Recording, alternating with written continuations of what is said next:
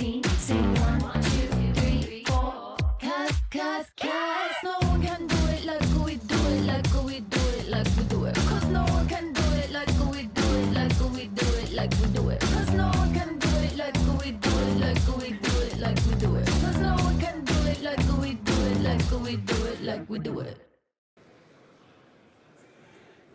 From Mount St. Michael High School on Murdoch Avenue in the Bronx, it's the first of its kind CHSAA Basketball Media Day. Representatives of all 31 schools here in the house, the heads of the 31 families in today's CHSAA Basketball Media Day, presented by Blaze Pizza. Anywhere you go in the area, you can find a Blaze. Fresh Meadows, Hicksville, Bayshore, and if you're on a recruiting trip up to Storrs, Connecticut, they've got a Blaze up there as well. So we welcome you here courtside. Dylan Butler, John Perez, our entire varsity media crew here for Media Day. And listen, John, the weather outside, I feel like we should be talking baseball Media Day. It's gorgeous outside, but pretty soon, listen, the heat from outside, it's going to come inside the gym. There's no better time of year in New York City than basketball time, and we should be in for a great year. It should be a great year. This has been the year that's been culminating over the last few years post-COVID. Everyone was always curious, how would the league bounce back? I think it's bounced back in bunches, and for your weather analogy, yeah, it's the heat's going to come in here, start raining threes, what have you, but a lot of talent in this year's CHSAA. Yeah, it should be a lot of fun. We're going to have, or we endeavor at least, right? We should have head coaches from all 31 teams. So it goes from the Bs to the As to the AAs. We'll unveil the preseason media poll as well. We'll have some highlights. We'll have some fun. And we'll also bring in the CHSAA boys basketball commissioner. In fact, I think now's a good time to do that, don't you think? Sounds good to me. So we welcome in Paul Gilvari. We thank you so much, Paul, for joining us. Well, thank you guys so much for being here, and we thank Varsity Media for all their support during the year, and Blaze Pizza for sponsoring the event tonight. We're very happy to have them aboard as well. Paul hits all the cues. I love it. Yep. Paul, so first of its kind, where it's an all-encompassing 31 teams, 5 boroughs, Westchester, the whole thing. How taxing or how difficult was it an endeavor to get the heads of the 31 families here together? But also, I mean, how great is it just to have this in one room, right? Like, this is so much fun. Yeah, well, I'll tell you what, I'm really looking forward to it. There was some work involved, but it's worth it. It's worth it. We're promoting our Catholic high schools tonight. I mean, really, this is, I think, a great statement about Catholic education throughout the 5 boroughs and Westchester. It's obviously promoting our basketball programs. It's giving our student athletes a chance to learn how to speak to the media and how to deal with media, which if they go on to play in college, they're certainly going to, that'd be a skill that would help them as well. So I would say overall, it was not that difficult to put together because everybody cooperated. It's always easier to get cooperation from the coaches before the wins and losses start. So we got a lot of cooperation from all 31 schools, and I'm looking forward to what I hope is a terrific evening. That's what I was going to say. There's a lot more smiling around here, a lot more patting on the back. Competition hasn't started. Paul, I want to bring you back to, all right, the restrictions are lifted post-COVID. Now you're playing games again. As you get ready for the 24-25 season, can you tell me a little bit about the road to get here and how strong the league has been in the bounce back? Well, I think we did probably as good a job as any team in any league in the country bouncing back. Because if you remember, we actually played the A and the B city championships in 2020 when COVID hit. We couldn't finish the AA season, unfortunately. But then the following year, when nobody was allowed to play in New York City, we had a tournament for all our schools in Westchester. So we were able to have a spring tournament the following year, and then the year after that, we were back in business playing a full schedule. So I thought, again, all the schools, anytime we all work together, we can accomplish great things in our league. And that's what we had, through the pandemic.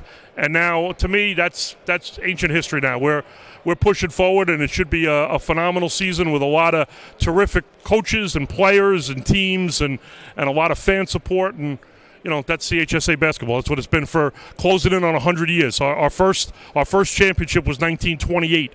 So this will be 2025. So we're closing in on 100 years of CHSAA basketball. So, and you know, it's funny. The media landscape obviously has changed dramatically in all that time, right? Like going from like old school newspaper having to call it in on a put a quarter in the, or a dime, I guess, in the phone booth, right? To now where you can consume basketball from all over the place, right? Or any sport, right? On your phone, you know, smart TVs. You could watch an event from anywhere in the world. But I still think that the Friday night in the Catholic League, the triple header, I mean, what an incredible sporting spectacle that is, and what a bang for your buck as well. I'm not even sure what it goes for anymore, but it's definitely a lot cheaper than seeing, you know, Karl Anthony Towns at the Garden. That's for sure. Yeah, you know, our league has a lot of great traditions, but I think the Friday night triple header is really what sets us apart. A lot of leagues around the country don't want to play night games. A lot of leagues don't have 3 levels of basketball, you know, so they couldn't play a triple header even if they wanted to. I just know, you know, when you watch those triple headers from the freshman game through the JV game, the crowd gets bigger as the night goes on, and kind of the drama builds as you're waiting for the varsity game to start. And it's really a special thing, and I'm very glad we're still able, after all these years, to continue to do it. When you think back to those original Friday night games to now, and like Dylan said, there's a fanfare that you're watching on social media, but you're still selling out arenas. What does it say about the quality of student athletes that are coming in, and the coaches too, because it's not just a one-trick pony out there. It takes a whole village to have a good program. No question. You know, we've always said, and of course we're very biased, I admit to it, but we've always said we're one of the best high school basketball leagues in the country. And, you know, we've produced a lot of great players, NBA players, certainly. There's a long list of them.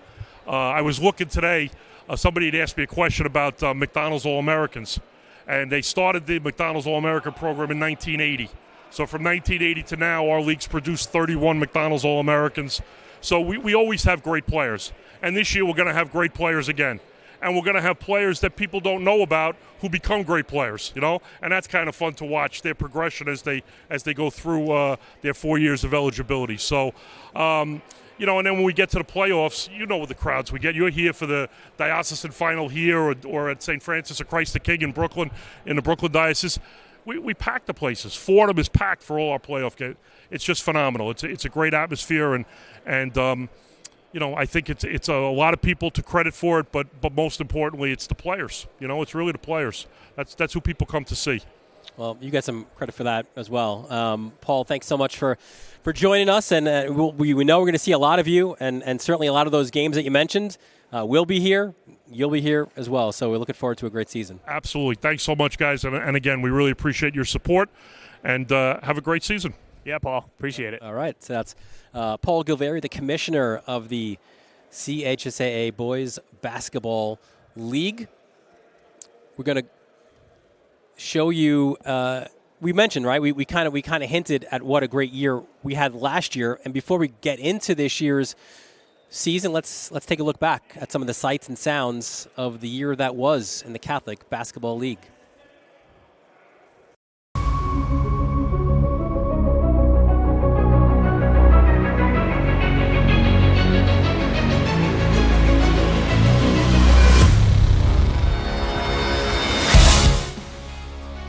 Boogie.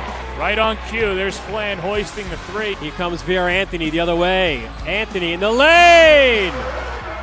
St. John's just 2 of 14 shooting, and they get in the passing lane. Who else? Mejia. Euro step.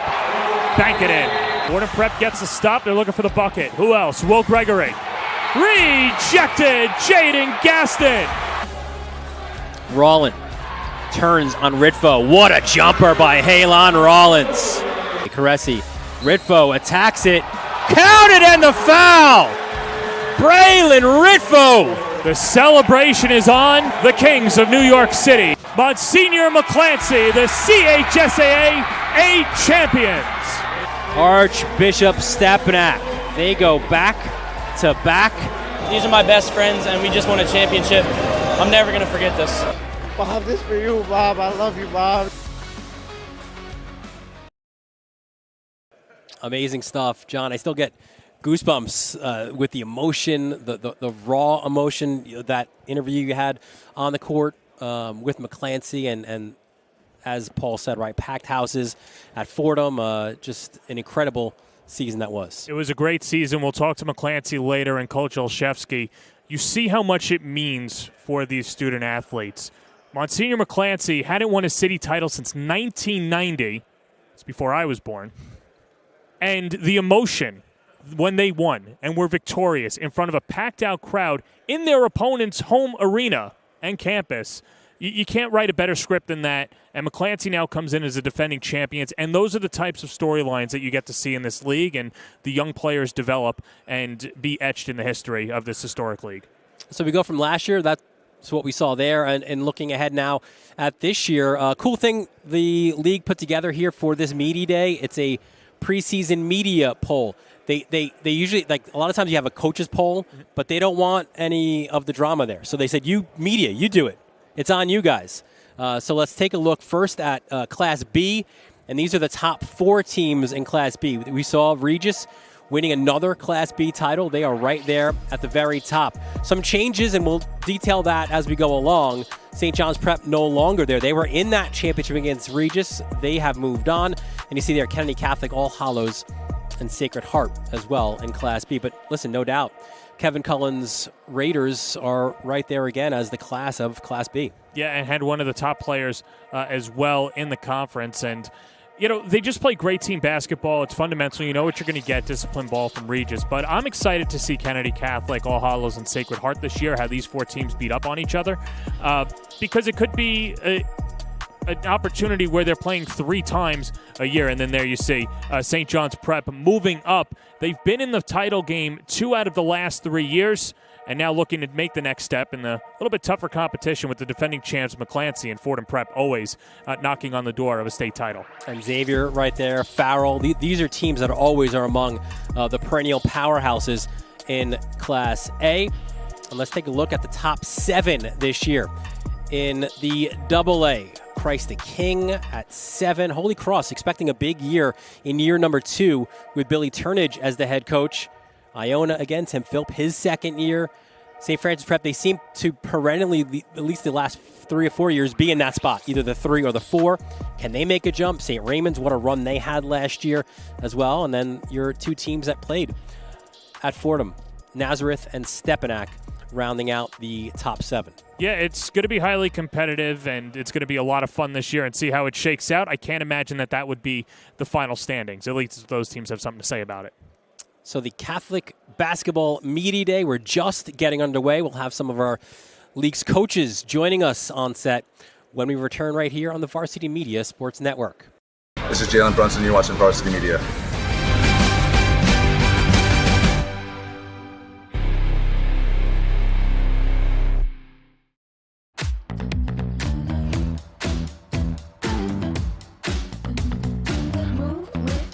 Shake it up, stop when the clock hits 13. Sing 1, 2, 3, 4. Cause no one can do it like we do it, like we do it, like we do it. Cause no one can do it like we do it, like we do it, like we do it. Cause no one can do it like we do it, like we do it, like we do it. Cause no one can do it like we do it, like we do it, like we do it. Varsity Media is now opening up our schedule to any teams looking to be on a sportscast. Watching yourself on camera is okay, but hearing your name on a Varsity Media sportscast is like you're a pro. And look at this opportunity. Feldman behind. Jersey pulled. Feldman! Feldman!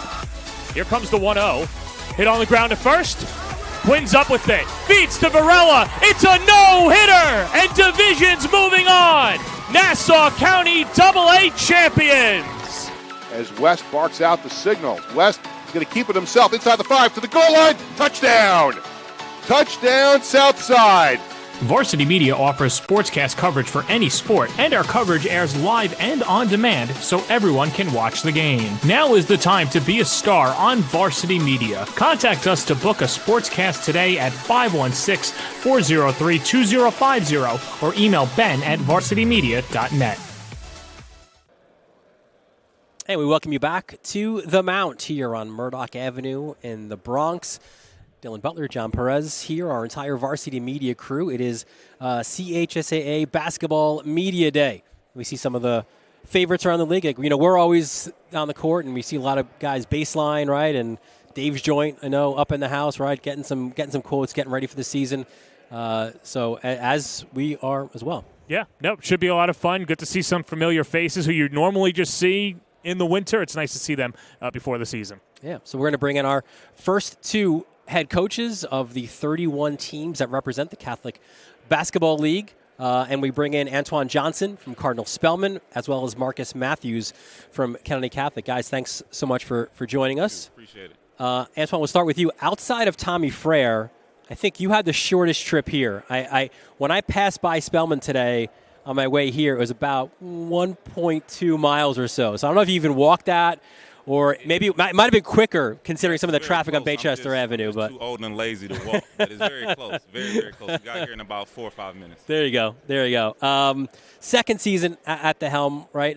To start, after, a difficult first year for you. What were some of the lessons maybe that you garnered, or even your program, as you're trying to build the culture that you want it to be? What are some of the things that you learned from last year that you can apply to this year? I think the good thing about our program is that we're returning about 5 or 6 seniors or 5 or 6 former players. The downside is that, we expected some kind of hills and bumps in it, being a first-year coach and having to kind of teach a new system, right? So the players had to get adjusted to that, and we expected whatever happened to happen, and I think we did have some bright spots last year, but we still want to be competitive, and I think that's what we're going to try to do this year. We're going to take what we learned last year and try to build on that and continue to remain competitive. It's funny because when you talk to the different coaches around the league, they're always talking about it's never easy in the B. You can't take a night off. I guess you're talking about being competitive and things like that. From a young basketball player's perspective, you guys went through it, but this is the first time that these young gentlemen are going through it for themselves. Mm-hmm. What is the one area that you want them to learn, at least from a mental toughness standpoint, or maybe not a physical standpoint, but between the years? Okay. Well, I would say this before I tell you what I think is the one thing. I think all of these teams are competitive, and I think every team in the league is 1 or 2 players away from being a champion or moving up, to say. But for us, it's accountability, and accountability in being a good teammate, being a good student, but more importantly, taking care of your body and making sure that you're playing basketball year-round, all the time. Well, hand it off to Marcus. And what I like about you guys here together on set is you're in similar shoes, right? Marcus, you're also in your second year at the helm at Kennedy Catholic. So a similar kind of question, right? What were some lessons you learned from last year, and how maybe more comfortable do you and your staff feel here in year 2? Well, I learned a lot of lessons last year. I think the program as a whole, we learned a lot. Just how competitive the league is. You kind of take for granted sometimes the levels. You think, oh, it's going to be an easy night. I'm playing in the B division. Then you look up and you're down 10 or 15. But just learning how to compete every night, learning how to prepare, get your boys situated. We really started off the year in a tough fashion last year. But once the boys started to gain some continuity and, understand the system and the process, we were able to go on a run last year and, put a couple games together, put a couple wins together, and we're fortunate enough to finish off in the semifinals. We want to build off of that hopefully this upcoming season and try to see if we could take it a step further. And, I think, like you said, every team has the pieces to do it. It's about the kind of work that you put in and, just trusting the process and, be ready to work every day. I'm curious, as a young coach, who were some of your inspirations, and who do you take some of your coaching attributes from? That's a great question. So prior to me getting this job, I was a graduate assistant at Seton Hall for 2 years. So I got to work closely with Shaheen Holloway for a year. Got to work closely with Kevin Willard for a year. Going back before that, I was at Monsignor Scanlon, who, I see their table right there. I worked closely with Dwayne Mitchell and Rudy King for 7 years. So really across the board, from college to high school, I've had some great mentors. A lot of them still reach out to me and touch base with me and, just give me tips and cues and, things that, I try to bring over to this program and, just try to continue to instill these guys not only the right way to carry themselves on the basketball court, but off the court as well, and how it'll kind of help them down the line in their future. Well, I don't know if you saw that preseason poll that just came out with the media. You're right up there. So pressure's on. Year 2 for you, Marcus. I did not see any polls, but, pressure is always good. Pressure makes diamonds, as they say. And, we've been working as a team, a program, really since the season ended and using that run to the semifinals as fuel and motivation to try to take it a step further this year. So, we'll take the pressure as it comes. It's up to us as a program to, really go out there and, make way with it. Yeah, for sure. Antoine Johnson, Marcus Matthews, thanks so much for joining us. Best of luck as well during the year. Thank you. All right. So listen, we just learned, right? Like, these coaches can actually sit together and be civil, which is great, right? We weren't sure. I mean, some of these combinations that we have, I don't know. We might have to have, I don't know if Tommy Freya's got security here at Mount. I'm not sure, but. Well, Tommy could be the security, for number sure. one. And two, these guys haven't played each other yet. They haven't lost big games. Yeah, so true. Everyone's civil in November. Yeah, that's a good point. But, yeah, like you said, listen, Class B, right, could certainly be very, very interesting. And it always is, right, interesting as well. We've seen multiple champions as well through the years, right? Regis won it last year, but we've had other teams, right, like Cathedral Prep a couple of years ago, and that rebound or the bounce back from the pandemic. They won Class B, and we could even pop that up there if we have a chance here at the previous champions. There you see a look, right? So a lot of Regis, but more Catholic, Salesian, Cathedral Prep, LaSalle, so a lot of different contenders every year. Yeah, and Regis didn't have it easy any of those years, certainly last year as well. But you're right, more Catholic and emotional victory. Cathedral Prep getting it done at Monroe Community College. Yeah, it's always a fun competition in the B final. So we continue our conversation with some of the coaches from Class B this year. We welcome onto our set Eric Nauman from Cathedral Prep. He's on our, our left. Will Jenkins from Cristo Rey, as well as James Riley from All Hallows. Guys, thanks so much for joining us. Eric, we'll ask you to pick up the mic first. Get the mic right next to you. Yeah, you can grab it, Eric. There you go. Very coachable. There you go. You're first. 8th season at the helm. We were just discussing it that, we had you on that great night up in New Rochelle winning a Class B championship a year ago, 12-12, 5-7 in the league. What obviously early goings, but what do you think from your squad this year? This year, I expect to be much improved. Last year was a struggle. I thought we had the talent last year. It just didn't come along. We didn't play well, especially down the stretch. We had a lot of injuries. Our best player caught COVID and missed 5 games, and we weren't clicking at the right time. So we'll see how we do this year. We're bringing back 2 starters from last year, 2 seniors. We got a couple of nice juniors coming up. I think we're in the mix. I saw the poll. I'm a little upset that we weren't even in the top 4, but we're going to post that motivation. up. That's we're perfect. Posting it up tomorrow in the gym, and we'll use that as motivation to get back for them. That's our goal. And that's what we said. You're not blaming your fellow coaches. You're blaming the media, which is great. It's a preseason media poll. We get a bad rap. But we do our best. I think we'll be ready this year. You'll see an improved team. Who's a dark horse player that you could see blossoming this year, coming out of nowhere for your squad? From my team? Yes. A junior, Jake Youngblood. I think he's improved dramatically. He was on JV last year. Could have been and should have been on varsity. But unless you're going to play a lot, I'm not going to bring you up. But this year he could be a force. He's a 6'4" forward that could play point guard. So he can guard the big guy. He can guard the fastest kid on the team. So he's going to be a mismatch for other teams. And he'll pair up with some of the Sacred Heart players and the Kennedy Catholic players who, have height, length, and can shoot and score the ball from the outside. So I think this year will be a much better defensive team than last year. So he's the dark horse. And 3-year starter Sean Miscavige, he should bring a lot more than he brought last year. We're hoping. So, Eric, we'll ask you to hand off the mic to Will right next to you. And Will Jenkins, 5th year at Cristo Rey. Bit of a struggle a year ago. What are some? It's still obviously very early in the preseason. But what are some of the reasons for your optimism here this year? Well, the optimism for us is just going to be that we're doing a fresh start. Lost a lot of seniors. Had a 12-man roster last year. 11 of them were seniors. So big senior night last year. This year, there's one senior coming back, two juniors, and the rest are all freshmen. So it's a fresh start for us. Just very optimistic about it, excited to have the level of talent we have this year, which we haven't had in the past years, just because of our dynamics. We don't get a lot of kids, but this year a lot of freshmen came in that are actually athletic and can play a little basketball. And there's probably a ton of minutes that are up for grabs, especially with that senior class leaving. Who are some players that you feel could take that step and be those leaders? Well, in particular, there's the one senior that is coming back. He's going to be Ricardo Jean Charles. He's going to be a force to be reckoned with. He's awoken. As an underclassman before, he sort of let the seniors take the lead, but this year he's ready to take the lead. He is the team captain.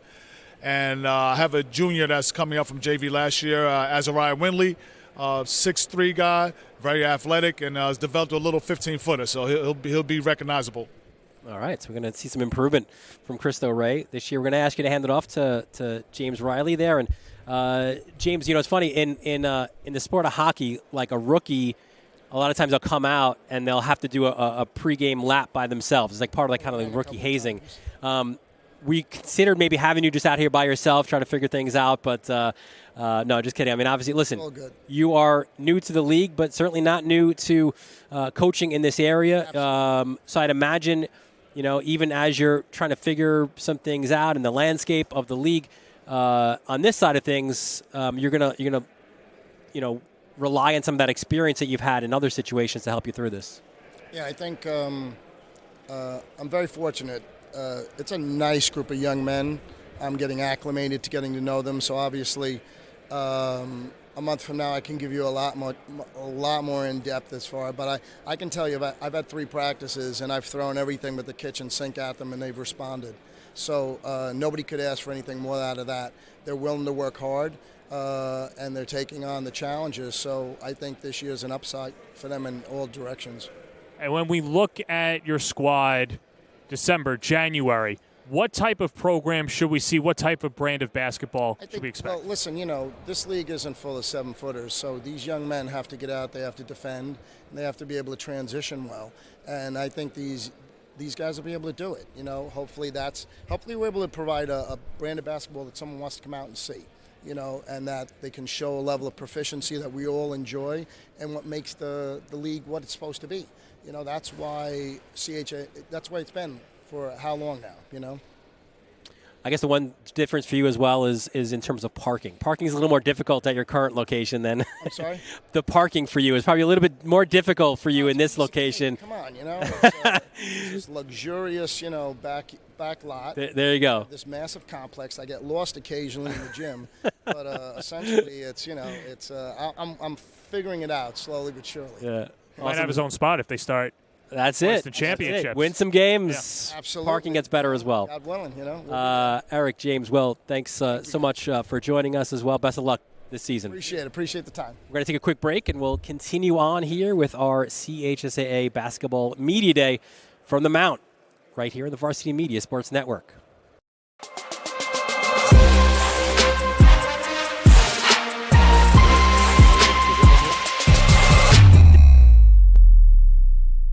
Hey parents, Varsity Media is now offering ISO video of just your athlete. Why settle for the wide angle that shows every player on the field?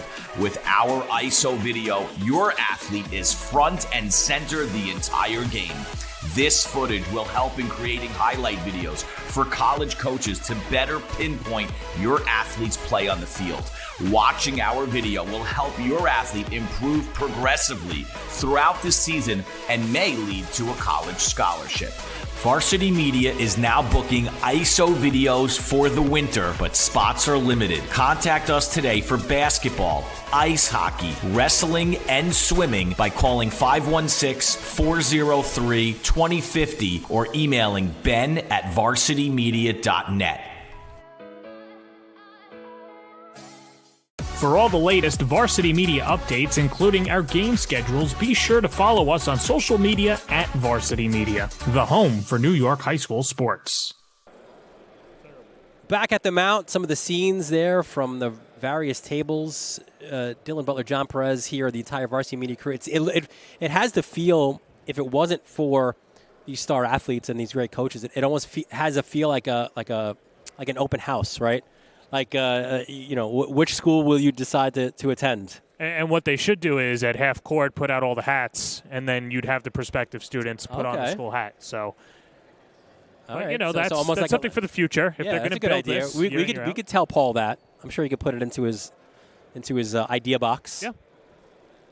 Yeah. So we continue on with 31 coaches, right, in this league, and we go to some guys who have been here for quite a long time as well. Yeah, we have had a lot of new coaches, and now we kind of look at some of the OGs, if you will.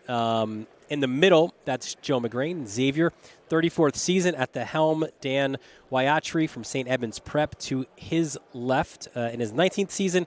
And the assistant coach, Casey Seawright, he's in his 7th season with LaSalle. And Casey will ask you to lead off this segment here. So we'll nice assist, Joe. Good to meet you, Joe, it's like kind of back in his playing days with the look. I love it. So the pass, turnover. That was a nice pass.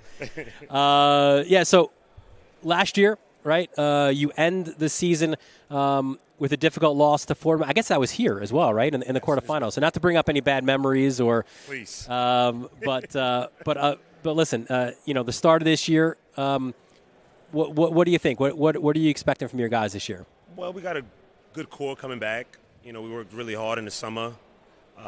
Guys kind of bought in early in the summer. They didn't just show up for team camp. We was working out 3 days a week in the summer, and I think summertime is a good time to develop some culture. And we had about 5 or 6 guys in the gym, early in the morning, getting up shots, running. So we started building early, and here was a bad taste in our mouth. Fordham Prep really handed us one, so, and that rubbed us the wrong way. So I think we got back to it, and we wanted to just, establish something early, In those summer runs that you've had, who has stepped up to you, maybe not as the best basketball player, but maybe a leader that you guys are going to need to take the next step? One player in particular, Yasa Calderon, he really stepped up. He came in here, got shots, and he was really focused. He was coming off a sophomore year, and he didn't like that. He didn't like the loss that Fordham gave us. So he came in the gym, and he really put in work. Another senior, Devin Kale, he came in, and he had a few injuries, but he wanted to get right back to it. And, we just working on ball handling and stuff. And both of them, it should be a big year for them. So they want to carry a load for us. So they should be ready. And the way they're going right now, they're all in. They're all in. So, Casey, Joe gave you a nice assist. We'll just ask you to pass the mic back to him. There you go. Joe, 34th season at the helm. That's outstanding stuff. One of you, Tommy Frere, there's kind of the last of the Mohicans out here. Absolutely. For some years. You're in a similar – actually, we didn't even do this on purpose, but the three of you guys all had the same experience, unfortunately, to end the year here at the Mount. But you kind of start your year in a way with this media day back here at the Mount. But a great year last year, nonetheless, right? 18-8. Right. What do you think about this year? We won our game up here at the Mount. Oh, my bad. Yeah, we make a mark here. Check that was the semifinals you lost to Fordham. Semis, right. Got it. I marked that down. The semis to Fordham Prep at Christ the King. But we had a nice win here against Farrell on a buzzer beater. That's right. So it's a nice memory for the boys and for me. For sure. Yeah, it's good year. 18-8, 10-6 in the division. A couple good players. Joe Evangelista is up at Millbrook Prep School, looking to play at the next level, hopefully next year. It's tough for the high school guys at this point right now. A lot of them struggling with finding places to play with the NILs and the extra eligibility for the college guys. Right? A lot of our guys are suffering on the high school end, and we're trying to find different spots to play. And a lot of guys are opting to go for their prep year in order to make some room for the college. Well, in the immediacy, they're probably just trying to build up their case the best that they can on the court because Xavier, as well with a lot of these schools, the GPA is probably there. They probably have the grades. That's not the issue. It's a matter of finding minutes and playing at the next level. Who are some players that you're optimistic with that can play at the next level, whether they have to go to prep school or just straight after graduation at Xavier? Harris Liam is a post player for us. He's a D3 player.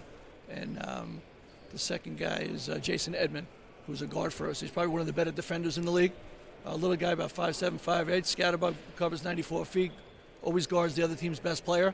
So he's looking to play at the next level. And Harris Liam's a post guy, plays like a Jokic style, like at his own speed, not quick, not fast, but gets the job done.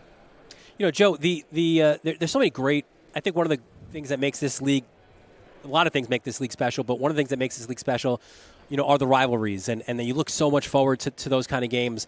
Take me into a Xavier Regis Friday night, maybe in either gym. I mean, what's the lead up to that like? What's that event like? Early on in my career, it wasn't as big. About 15 years ago, we had a Regis graduate who teaches at Xavier, Ed Young, who was diagnosed with cancer, and we did fundraiser. And from that point on, it's always been a packed house.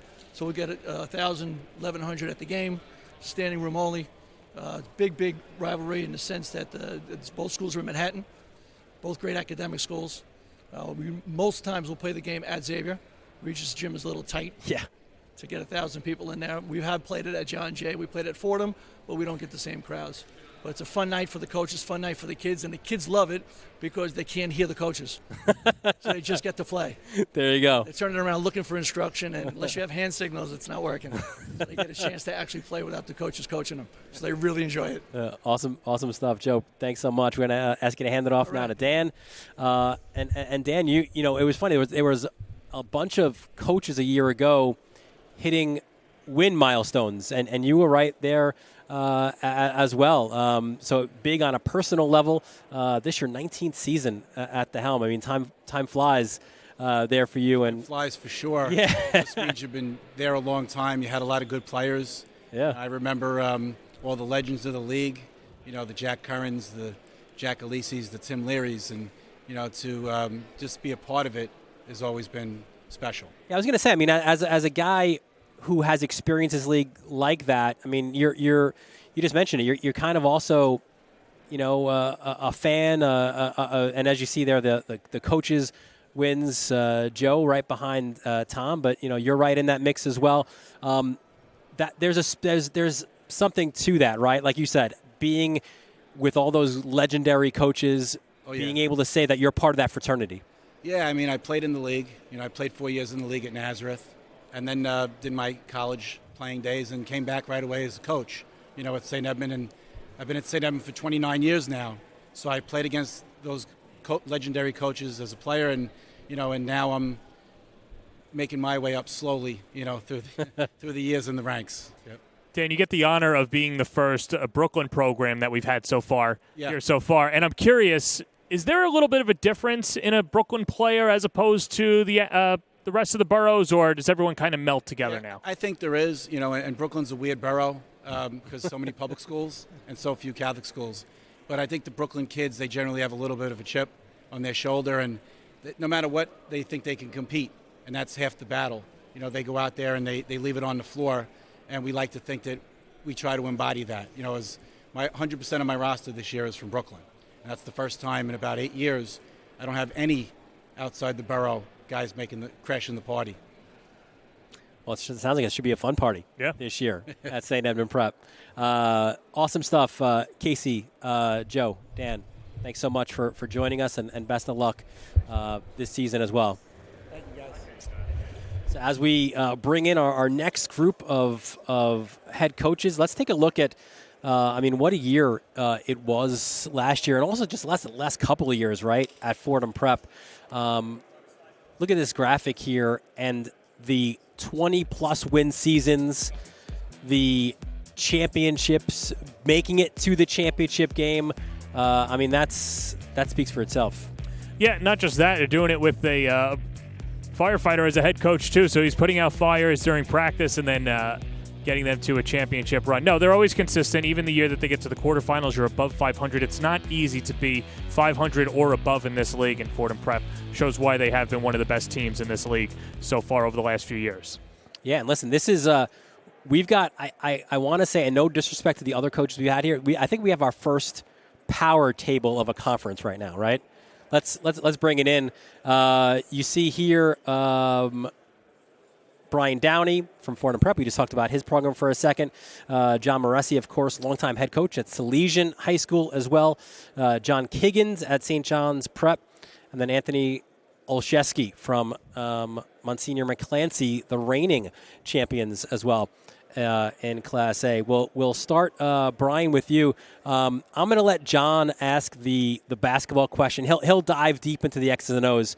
I just want to know, listen, you know, you're part of New York's Bravest here in the Bronx, right? Like maybe I watched too much Rescue Me on FX in my life, but the kitchen is an important aspect of the house, right? When you got a bunch of hungry firemen in that house, what's your go-to dish? Sausage and peppers. I shop on Arthur Avenue. I bring it back. We go sausage and peppers. You carve out the hero of the bread. You stuff it all in so you don't get any spillage. Is that an assembly line or is it a one-man show? I put my mitts in it at all. But yeah, listen. We showed before you guys came on. We showed the graphic of the last 4 years, and you could even go beyond those 4 years, and it's sustained success. I guess, you know, listen. Along those lines of being in the kitchen and cooking for your guys, what is the recipe for success that you've been able to find that success for so many years? Well, I think any coach would say, you know, hard work. You know, you put the work in and results should show. You know, I've been blessed to be back at Fordham Prep, my alma mater, and you know, being part of the Fordham family, I expect certain things, and the kids expect certain things. So, if you put the work in, you know, we try to preach that we're going to get success. And, you know, it seems like you guys are never rebuilding, just reloading. 6 juniors from last year now moving up. Guys like Matt Herlick, leading scorer amongst the returners. Who from that group are you expecting big things for this year? Well, I mean, it's no secret. I probably graduated 98% of my points, my scoring. But with my JV class, my JV team from last year moving up as juniors, they had a very successful year on the JV, going undefeated and winning the chip. So I'm excited to get that group. But Matt is my 3-year starter. He's my 3rd-year starter coming back. I mean, probably one of the most athletic kids in the building. Senior year, he decided to pick up football, and he's leading the team in reception for touchdowns. So I think he was just actually player of the week in football. But I'm excited for Matt to come back for his senior year and to get these juniors playing. So when he gets a touchdown, are you like at the end, like just wrap him in a blanket, like don't get hurt, listen, you know, you're good? We try not to talk about the I word, injuries or hurt, yeah. Well, great stuff, Brian. Appreciate it. We'll ask you to hand it off now to John. 16th season at the helm up in Salesian. You've had some fantastic seasons at Salesian.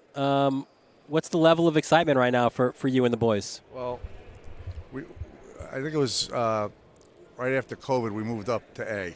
I don't know what the heck I was thinking of, but we moved up to A. I mean, these guys, the Catholic High School League, we're really good coaches. Yeah. We're young. We were young last year. We had 5 sophomores. We'll have 5 juniors this year with only 3 seniors. We finally got some height this year. This year we're fast. We're fast. We got a junior transfer who's 6'7", 6'8". You know, I'm excited. You know, I'm excited for the season. We got a good group of freshmen that have come in this year. You know, it's a challenge. I don't know what I was thinking of, but it's a challenge. Well, tell us a little bit about the transfer. 6'8", he's got the height. You can't teach that. But when you mold him, what type of player do you want him to be? Well, he's got pretty good guard skills, and the challenge is getting him to play with the other players. Okay, that's the challenge. All the kids I have are really good kids, and I always said, and I think that goes for most of our league. It's not about the wins and the losses. It's teaching these kids, you know, the life lessons. And there's a lot of life lessons in any sport that you play. But the challenge with him is he needs work. Okay, so he's a junior and he needs work, and he's in the gym every day, and he's lifting and everything else, and the kids are working hard, and it's going to be exciting. It's an exciting year. Awesome stuff. John, will ask you to pass the mic to a John to your left. Left, right? You got it. Right, left, yes. John Kagan, St. John's Prep. Another program that makes the jump from B to A. And I don't know, John, if you saw the preseason media poll. We can pop it up on our screen. You guys are right up there in the mix this year. They were number 2, right? I think, John? So no pressure on your first year in the A. You're supposed to get to the championship game. Yeah. I appreciate that. Well, I guess I'm happy that we were picked so high, but I'm also now, got to meet the expectations, right? First year in the A. I'm sure it'll be great, but, I'm sure as everybody up here will tell you, polling is great, right? It's great to be where you are in preseason, but if you don't win the games and if you don't compete when the clock is going, the polls don't really mean anything. So as long as we just come in and continue to work hard, that's all we can really ask for. It's got to help when you've got Jacob Gomez, Julian Estevez, Ryan Edwards. What do they need to do to make the next step? Yeah, so I think for us, we had a really good year last year in the B. Unfortunately, we fell a little short in the championship against a really good Regis team. And for us to move up to the A this year, I think was a big jump and a big commitment. And it's one that, I'm happy that we ended up doing. We're returning 2 of our all-league players from last year, and Jacob and Patrick. Ryan has had a tremendous summer and off-season in terms of his growth. We added 2 transfers that are going to be big impact players for us as well. And then on top of that, we also had our JV team that made the championship last year, and we're moving up some of those kids there. So I think this year for us, the key is really just the depth that we have, right? And as any of the coaches can tell you, as long as you have depth, you'll be able to compete and win games, right? It can't just be the 5 guys that are playing. If you don't have that 6th, 7th guy, fouls happen, injuries happen, you get sick, whatever the case is. So the fact for us that I think that we have that depth is really important, for sure. One thing I love about this year, and I'm a guy, and you are as well, born and raised in Western Queens, is to have kind of a renewal of a rivalry here. And John, we'll ask you to hand it off to Anthony. You guys are friendly right now on set, which is great. We appreciate that. Because we have a fireman on the set, but we don't have a cop. Yeah, so I hear you. we'll get the mic to Anthony, but it's a renewal of a rivalry. You guys played non-league, but now you're in the same league. You're going to Astoria. They're coming to East Elmhurst. I mean, how cool, Anthony, is that for maybe the rebirth of this rivalry? So we've been playing each other. When John took over, we made it a point to get back to playing, even though when they were in the B, to make sure McClancy and St. John's Prep, we're 4 miles away from each other. Our kids are, when we're recruiting kids to come to high school, they're choosing between St. John's Prep and McClancy. So it's a big deal. I mean, John knows when we're playing each other, no matter where it is, gym is packed. Standing room only, great energy. And that's just great for our kids. Last year we opened the season against each other, first game of the year, and 300, 400, couldn't breathe. It was awesome. And that's what it's about. We just showed a highlight package of last year's championship round. And, Chris, if we could tee that up again, because this is a McClancy graduate who brought the first city title back to Queens since 1990. And, Brian, I'm sorry about this. Yeah, look what away, a heck Brian. of a first quarter. Take me through the emotions of that night, what it meant to you as a grad and the seniors to finally capture that title. So now I could say in front of Brian, we had talked all week about, hey, different environment, shooting angles, big gym. Let's not fall in love with the 3, get downhill, get to the rim. Well, I was 100% wrong. We were bombing, and we started hitting all these shots. It was the greatest shooting performance those kids have ever had in their lives. It came at the right time, but we knew they weren't going to go away, and you were there, and it got hairy down the stretch, and our 2 games against Fordham last year were very similar, where we had leads and coughed them up when we played at their place early in December and then at our place in January. So, I'm sitting there, and as the numbers going the wrong way, you're hoping history's not repeating itself on the biggest stage. And our kids, they did a phenomenal job, and they held on. I mean, to play at McClancy and then to come back and coach. I mean, I've been coaching at McClancy since I was 19. I came back as the assistant JV coach in my second year of college. So I'm now at my 23rd year in the program coaching and my 20th year in the school working. So it's a great experience and great environment. You have that magical night at Fordham that Friday night, and then a difficult loss in the state semifinals, right, to Bishop Timon. Just to get to get back to a city championship is difficult enough, but has there been a discussion like we want to take another step now as a program? Like, it was great, we've got rings, but let's now take another step. So the conversation we're having with our guys is we have a few guys that are coming back that played some major roles on our team, but like Brian, the same situation, 90+% of the scoring's gone. So we have to figure it out and how we're going to get things done. But our theme right now is that it's a new season, it's a new team. Now you make your own mark. Although some of the guys were on the team last year, this is a brand new ball game. So the ring's out, we got that kind of stuff. But November 22nd, game 1 of 25 starts, it's over. Now let's get down to business. Well, one quickie before we go, because I know you're a basketball savant. Jaden Gaston hits that three at the end of the first quarter. Loudest gym you've ever been in? One of, definitely. It was tremendous. That was like the cherry on top for a quarter that was unreal. Again, apologies to Brian Downey. But Brian Downey, John Moresi, John Kiggins, and Anthony Olszewski, thanks so much for joining us, guys, and best of luck to all you guys this season as well.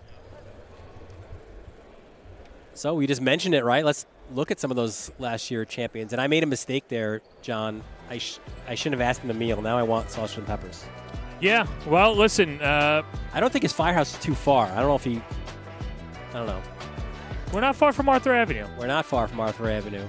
We got an hour left. We'll be fine. And also not far from Arthur Avenue was Archbishop Stepanak last year when they won the AA championship, their second consecutive. And there you see you were on the call for those 2 Friday night games, that doubleheader. What a fun night that is in the Catholic League, that B and A doubleheader, and what a year it was for McClancy and Regis as well. Fordham was shaking, and I've been in a lot of those big games, but the atmosphere for McClancy, such a small school, they hadn't won since 1990, the buzz was palpable. Guys who have also experienced that buzz at Fordham join us now on set as well. We've got the Staten Island contingent outside, though, of Ryan Woods from St. Peter's. We got Mike Dunn from Farrell, Tommy Burns from Moore, and Michael Cortese from St. Joe's by the Sea. You know what? We'll start with Mike. We were going the other way, but we'll flip the script a little bit. We'll go with Mike starting off. As we said just a moment ago, you know what that's like, that feeling at Fordham on that Friday night, the electricity, winning a championship there. You did it a couple of years ago. Last year, obviously here, tough loss to Xavier on a buzzer beater. But what is it? I guess, what's that experience like? We spoke leading up to that game 2 years ago, but not really so much after. Like, just to be in that moment. I mean, how special is that? Yeah, I mean, to be in a moment, to play at Fordham University for a championship, even if it wasn't at Fordham, if you're playing for a championship, it's a special moment. You put your heart and soul into everything you do. The kids do the same thing, and when you reach that, that ultimate goal of going to a championship and then winning it, it's a special feeling. And when you play at the Rose Hill Gym, it just, there's so much history there. You started here, at the Mount, or you started at at Malloy or Christ the King. Yeah. And there's so much history. It's a special moment for them, and it's just a culmination, and it's a great feeling, and it's something the kids will have for the rest of their lives. And it's league history as well. Like, it's a historic gym, just collegiate wise, but so many special moments from this league on various levels were played out at Rose Hill. No, 100%. And, Mike, you've been around the block, obviously. Your son playing at Manhattanville, a good resume that you've brought players that have come out of Farrell. I'm curious, in your mind, what is that prototypical Farrell player when they come and sign up to play basketball for you guys? What type of athlete do you want? Well, first of all, he's got to be a good student, right? So he's got to be a good student to go to the school. We have great kids that come to play for us, and they're just kids that want to work and get better and better every day. People say that I'm a defensive coach. I really love offense. But you have to be able to stop people. And I think to win a championship, you got to get those 1 or 2 good stops when you need them. And I think that's what the kids, when they leave Farrell, I think that's what they really understand about winning. Is sometimes you got to go that extra mile to just make those stops. We're going to ask Mike to hand it off to another Mike. Hand the mic to another Mike. 13th season at the helm at C, and you were so close.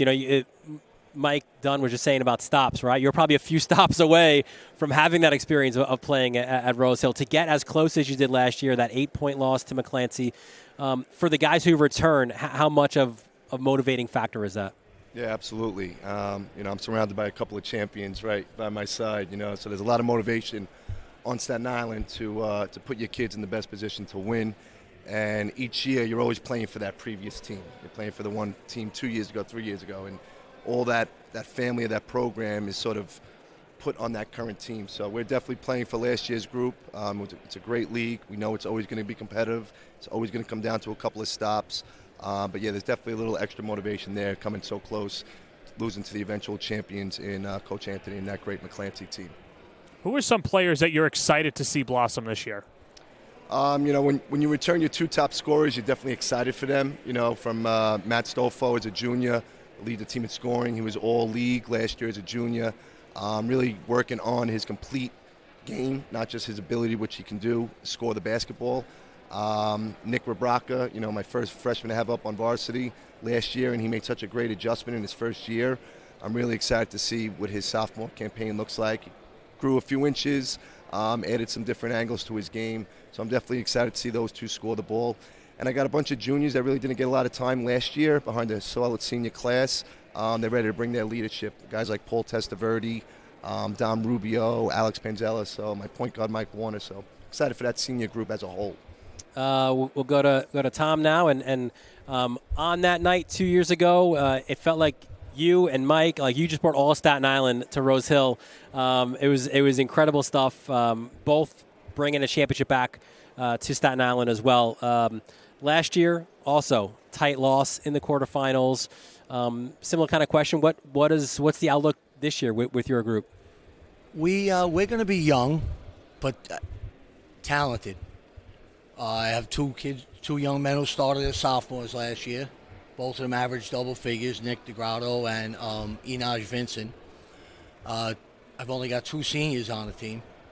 We had 3. RJ Pacheco was one of our seniors, running back, but he tore his ACL. And Jace McBean, who's one of our seniors, one of the young men here tonight, he averaged about 9 points a game, and for him, he would end up guarding the other team's best offensive player every game, from a point guard to a small forward.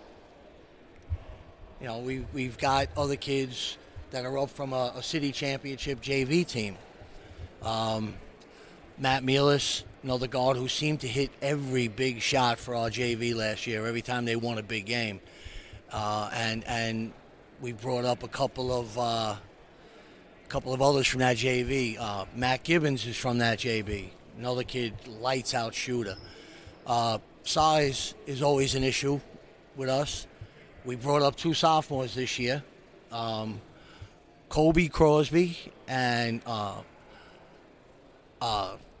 Raphael, and both about 6'5", both sophomores, and they're going to be a work in progress. But the team itself, I'm looking forward to it. It's exciting. We've moved up a division, so the competition level is what we needed to bring our program hopefully on par with some of our Staten Island guys. Yeah, you get to knock heads with these guys a couple more times in addition to the Staten Island League as well. Like I said, looking forward to it, and it's going to be exciting, but every game is going to be tough. And I've explained that to our kids. and they're accepting the challenge. They're looking forward to it. So we'll see. We'll see. Should be a lot of fun. Thanks, guys, so much for joining us on set, and best of luck as well for the season. Thank you. Appreciate it. All right, we'll take a quick break, and we'll have more of the CHSAA Boys Basketball Media Day when we return right here on the Varsity Media Sports Network. You're watching the Varsity Media Sports Network, the home for New York high school sports. Oh my God! Oh, hello, hi, how are you?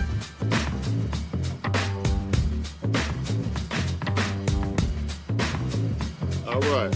Hey, what's going on, man? How you doing? All right, I'm Ron. Oh, what's going on? How you doing, sir? How you doing? I'm Ron. Hey, what's going on, man? How you doing? Oh my God! Oh, hello, hi, how are you? How you doing? Oh my God. I'm Ron, nice to meet you. Blaze right now is offering a large shareable pizza here with real ingredients. Not frozen, none of that frozen crust, all right? Right. So I want to show you some beautiful, unique toppings that we have. Artichoke, arugula. Wow. You like that type of stuff? That's for you, all right? Oh, no, I'm Ron. I don't know who LeBron is. Me and you take a selfie. Come on in. Hey, that's Ron. You tell your friends to take you to Blaze Pizza and tell them Ron sent you, okay? All right, put it there. I got it. You even take Ron's hat. That's yours. Oh my God! When it comes to live streaming, Varsity Media does it all. Athletic events, concerts, musicals, graduations, even weddings. Trust Varsity Media when it comes to your live stream event. Contact us today to learn more about Varsity Media's live streaming services at 516-403-2050 or email ben@varsitymedia.net.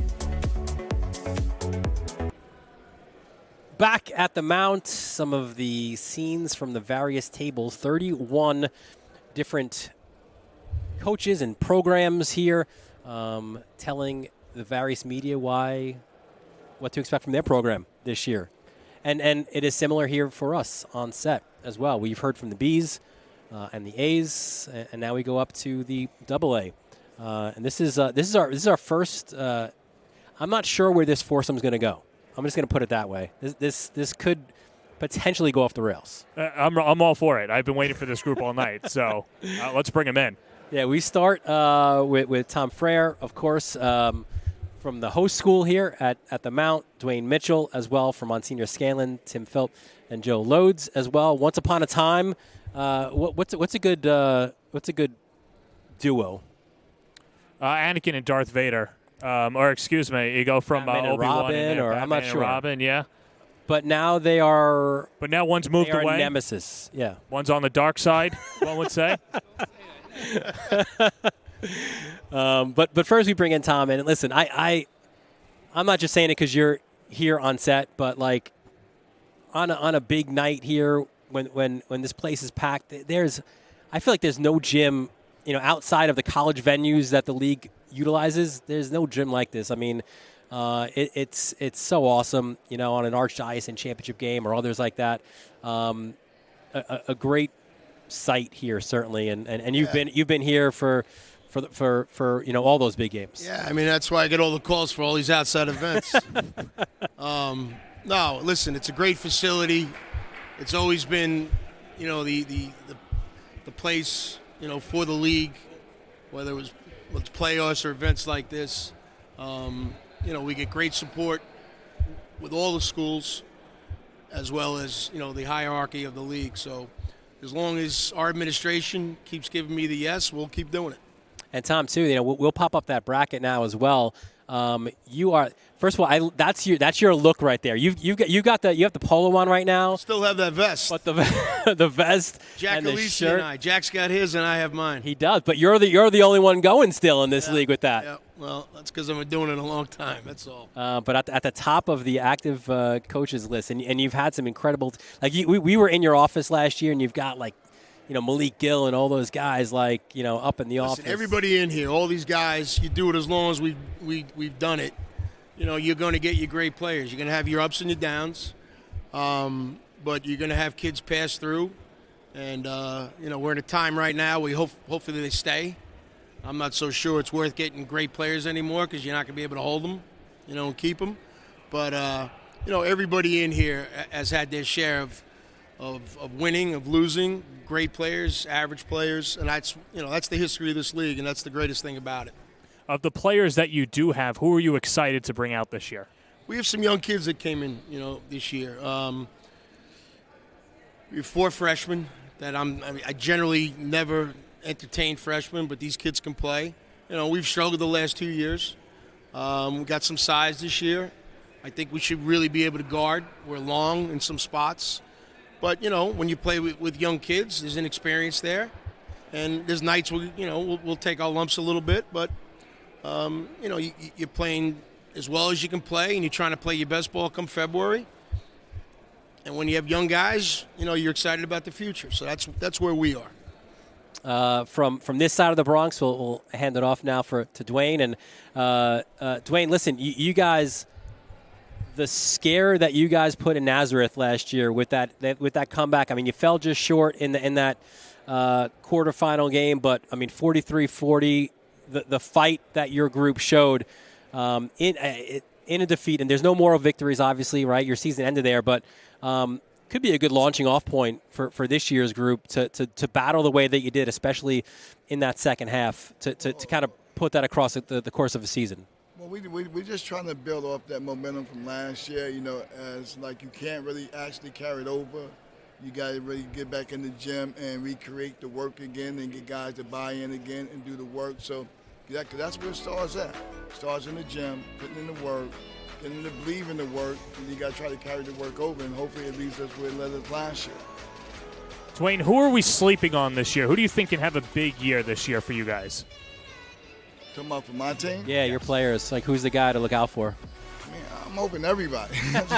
The league is tough. And and from my experience in this league, there's not one team, whereas it's that one guy that wins. If you look at who won it last year, there's some young guys that stepped up for him, not just Boogie Flynn. So you got to be well-rounded. You need a whole team to win in this league. We'll ask now, Dwayne, hand the mic off to Tim. And Tim's second season at Iona. Somehow you have the distinction of coaching at the 3 big rivals up there. You were at Stepanak, you joined forces with Joe Lodes and that two-headed beast that you guys had going on at Hayes, and now you're at Iona. That was the plan for when I started coaching. That's what it was. Go to Stepanak, Hayes, Iona. Yeah, interesting path, but definitely lucky to be to having coached at all those spots. Your year one, 18-9, 8-7. You lost to St. Ray's. Some of the highlights we have here from that game in the quarters. A young team a year ago. And in the preseason poll, which will pop up after this, you have a lot of this media, the media that's popping around here and at Mount here tonight, believing that you guys are ready to take the next step. Why can you take that next step this year? We're still young, and just to, go off of what you said about the rankings, we don't even pay attention to the rankings. Us media, the media don't know what we're talking about, so. And there we have it, popped up. We have 13 kids in a roster. We have 8 sophomores. So while we're young again, we still have a couple of, Nate Schillingford and Johnny Keenan coming back, senior. Their senior leadership hopefully will, maybe get us over the hump in some of the games that we lost last year. But the league is a league. It always is what it's always going to be, whether kids stay or go. We're always going to find ourselves in the Archdiocese first round game packed, semifinal championship game here packed, quarterfinal game at Fort Mew packed, and that's not to mention the Friday night triple headers. We have, we're playing Mount, we play Scanlon, we play Hayes. It's St. Ray's. It's, the league is great. Even when people think it's down, it's not down by any stretch of the imagination. So. I'm curious, now that you're on the dark side, what did you learn from the man on... But maybe Joe's on the dark side. How do you know? Yes, exactly. I'm going from the outside perspective. I'm going to go with Joe Lodes on the dark side. All right. What attributes, though, working together, did you learn, and now that you're taking to your team this year? I got to tell you, coaching with Joe was like extremely easy. No ego, so it was simple, right? I learned a lot from him. One of the biggest things I learned from him was from an offensive standpoint, like the preparation. So now going against a lot of the teams that I feel are going to sit and watch film and scout us, we're just going to go and put all new stuff in, and try and kind of simulate like some colleges do, and just kind of be prepared. So he's got great knowledge of the game, great instincts, and it was great. I was lucky to coach with Joe for the years that we did, and we had a lot of good talent. We had a good run, Joe also has some great. Choked up. He also has some great one-liners, which I'm sure you're missing. He's got the best. He has the best these one-liners. days. The best one-liners. Yeah. So we'll hand it off to Joe now. Joe? Here you go, sir. First of all, where's the food tonight? I heard Masseroni was in charge of the food. He screwed up the food order. That's what I heard. That's the rumor go around. Thanks, Pat. See? His head was too big to get the food in here. It's preseason for a lot of people, but not for Joe Loads. He is in his mid-season. No.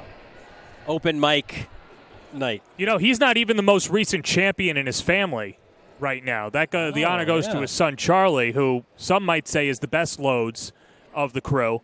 So Joe's wife. My wife is the best Loads of the crew. There you go. My son Anthony, he goes to Williams. He's the brains of the crew. I'm not sure what I am. I'm not even sure I'm custodial parent at these days, but I'm trying my best here. A year ago, kind of similar to what we said with Dwayne, right? Like you put a scare in your alma mater there at Rose Hill. You had this huge rally late, and we had you at Christ the King. You had an incredible win that afternoon. It was, but there was a lot of inconsistency last year, right? Like so, what's the key maybe to make this a more consistent year this year for you guys? I spent more time last year talking to parents than I did talking to my own team, I think. I mean, it was a complete disaster, to be honest with you. I like my team this year. I haven't met any parents yet, which is great. But I like my team. Last year was really a full-time job. I really earned my couple thousand. And we did put a little scare into St. Francis. I mean, we were down 25 at the half. I think Jimmy just did me a favor and took his foot off the gas and kind of made it interesting for the $10 of admission that everybody paid. So we made a little run at it, but never really an anxious moment for Jimmy, Well, you mentioned you like your team. Who are players that you like? Who are we going to see a lot of this year? Oh, boy. I'm really not sure what to expect from my team this year. Good group of guys. Hopefully some less stress. I put on about 12 pounds of stress. Malik Fields over there is a very nice kid. He can shoot the ball. He'll play. He's got the green light. We're not equal opportunity on offense this year like we were last year. It's throw the ball to Malik, and if it feels like leather, shoot it. So we'll see how far that goes for me. Well, we gave Tim the opportunity to say nice things about you. So maybe you could return the favor. I mean, you don't have to, but I'm just saying, if you want to say something nice about Tim, now's the chance. Tim was the brains of the operation. He really was. You can admit it. Don't be shy. It was great working with Tim. I miss working with Tim. There's been great partnerships in the league. Tom Frayer and Tom McKenna. We'd always come and Tom. We'd always have to prepare for these two guys because they played such good defense. And I like to think that me and Tim were, sort of in that mold. If you showed up at Hayes, you were going to have your hands full because me and Tim had the guys prepared. I don't like coaching against Tim. I don't like coaching against Tom. I don't even like Dwayne, period. So what's the difference? So we'll see how it goes this year. And, it's great to be here. And thanks to Mount St. Michael for having everybody tonight. It's a great gym. I see why all the kids don't go to Hayes summer camp. They go to the Mount summer camp. Very good. We could do this for a few hours, but we do need to. I could do it for another hour, but where's the cake? Can we get some drinks? I know you're hungry. Pat screwed that up too, Pat Masseroni. He did. We'll talk to him about that. Guys, so thanks so much for joining us and obviously for hosting as well, and best of luck as well. Take a quick break, and we continue on with our CHSAA Boys Basketball Media Day right here on the Varsity Media Sports Network. This is Jalen Brunson. You're watching Varsity Media.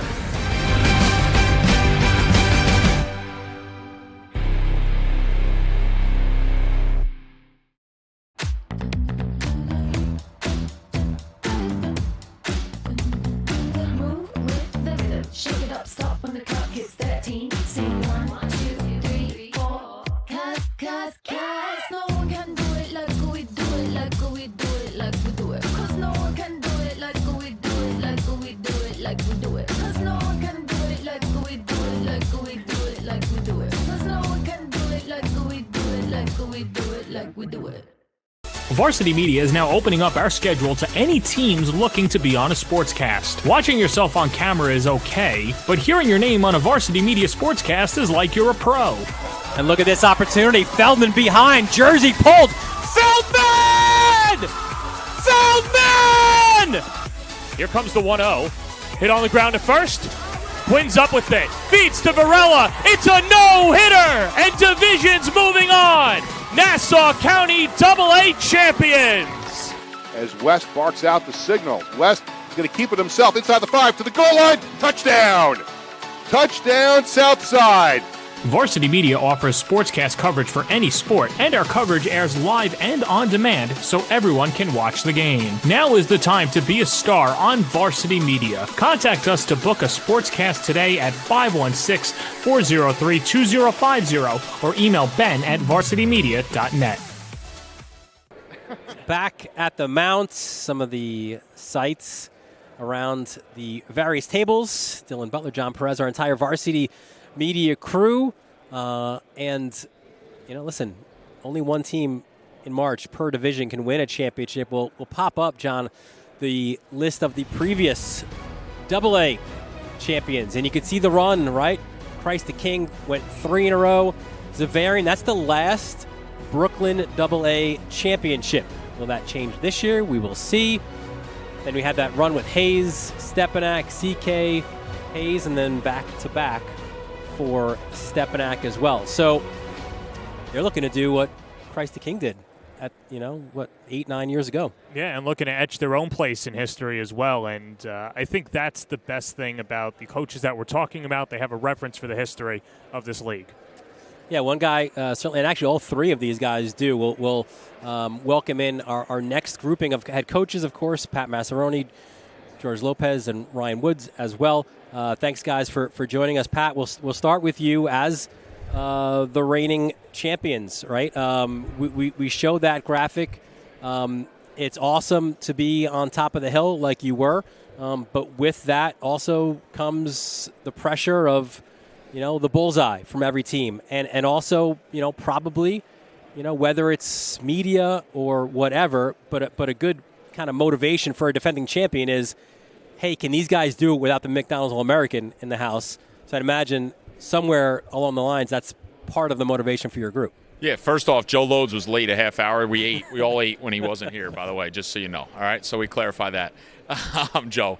No, sit with two great guys up here, and I think the question mark is there life after Boogie? And we feel there is. Danny has taken on a tremendous leadership role in a short amount of time here. He's always been a leader, being a 4-year starter for us. And we got 11 juniors, so guys that saw some minutes last year, some guys saw some key minutes. Josiah Jervis started for us, Hassan Cressy, Dylan Perry both came off the bench in key roles. And you add in, the two twins and Adonis and Darius now. Jack Coco's taking major strides. Josh Rivera, who didn't play a lot as a sophomore, and we have some other pieces there. So we feel confident with Danny's leadership, that life after Boogie does exist. And Dylan, to your point, we do feel that we will get everybody's best shot each night. But as much as our national non-conference schedule is challenging, I always say the 15 league games, on a Tuesday, on a Friday, on a Sunday, you got to bring it every single day, and that's what we're looking forward to. I know that you're a historian when it comes to this league, and it's one thing to be around it and then coach.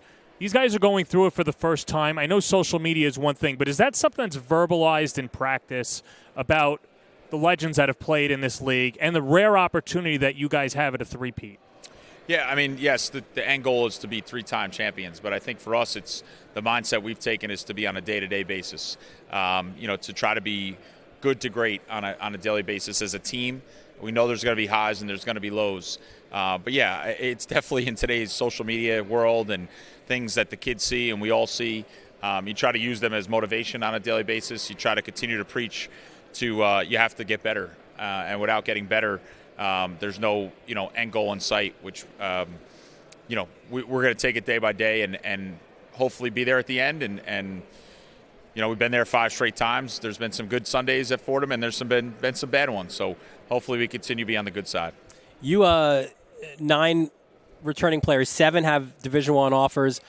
all those guys were here as well last year in that incredible Archdiocese final against George and St. Don't play Ray's. that defense again, all right?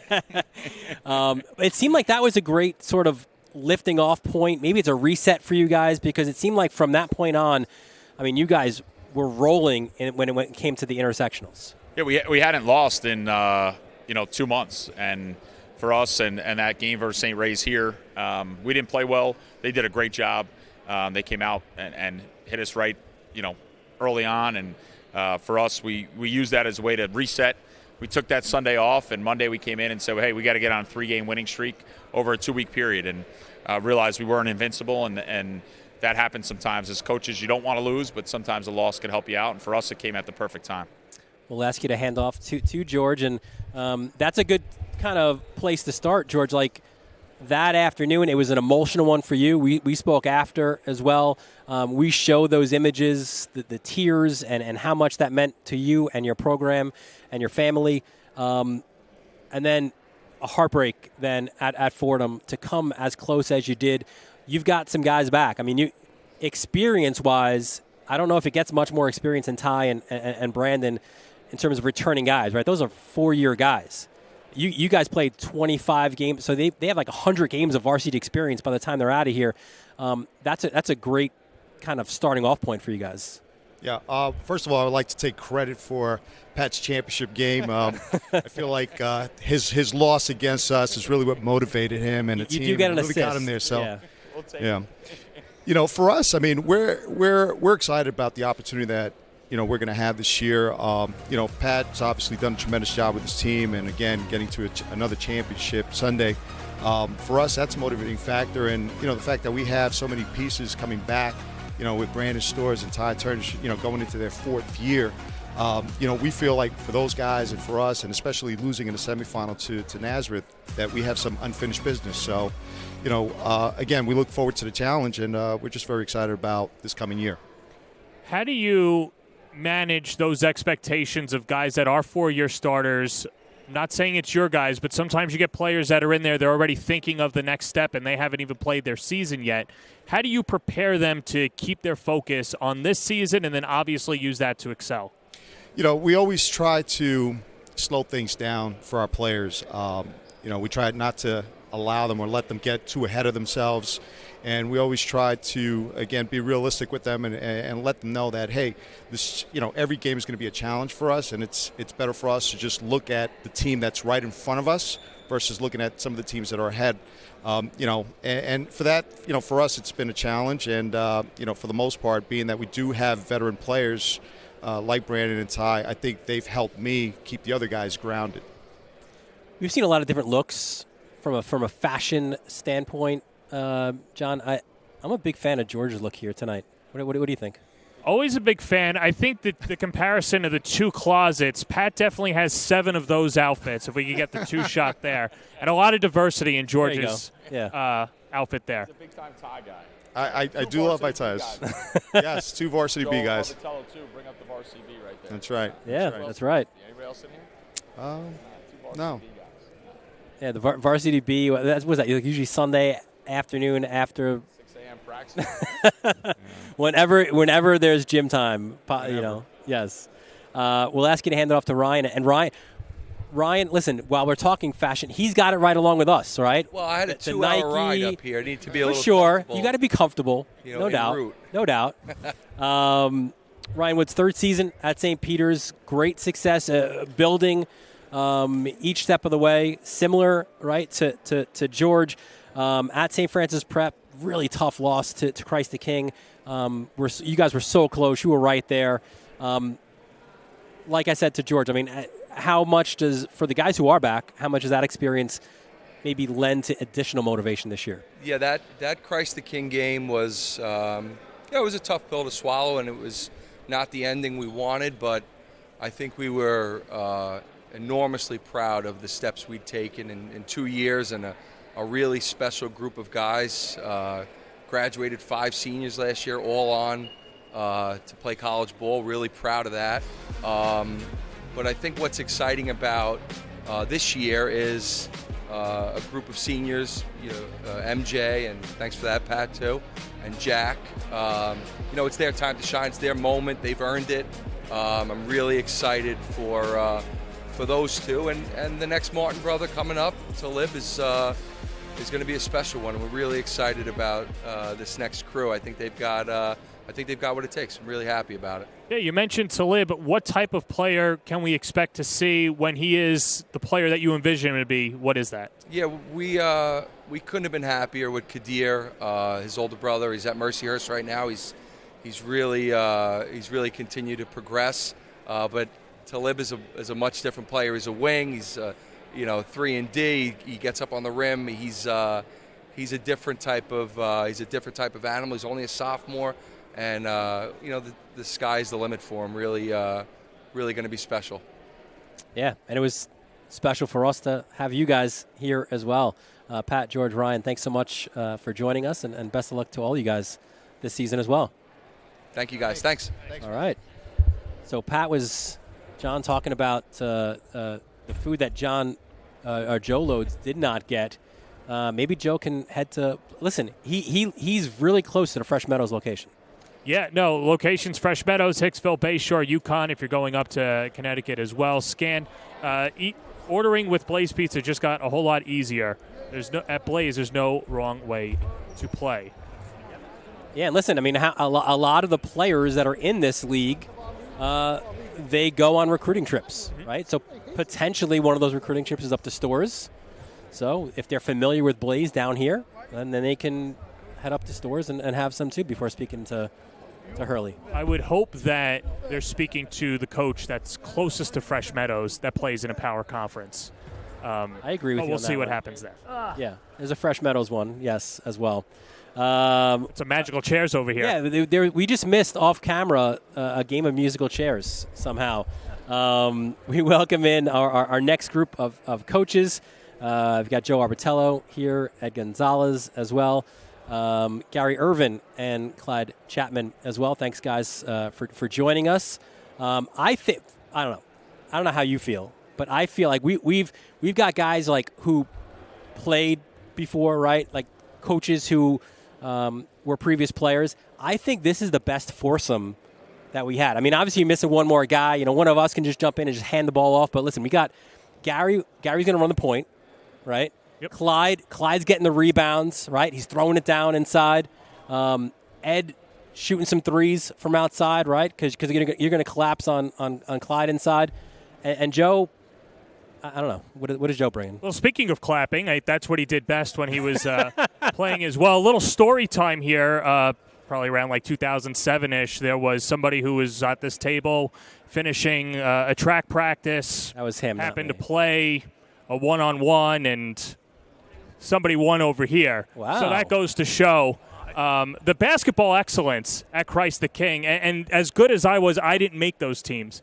For some reason, Vito Girardi and all those guys made it as well. Were you taking him to the hoop, or were you just knocking down outside shots? One was to the hoop, one was an outside shot. And, yeah. Joe has no memory of this happening. Why would he? He's won so much. There's no reason that he would remember little old me. I'm surprised he remembers me now. I get big-timed all the time when I go back there. He's always saying, I taught him. I taught him. Yeah. He's proud of you. Maybe. We'll see. Well, let's ask him now. Yeah, let's bring him in first. Joe, and we'll get the mic to you. There you see some of the royalty, if you will, right? By the numbers, incredible stuff at Christ the King. The history is, for me, second to none in this Catholic League. But, these things don't happen by accident. They don't happen easily.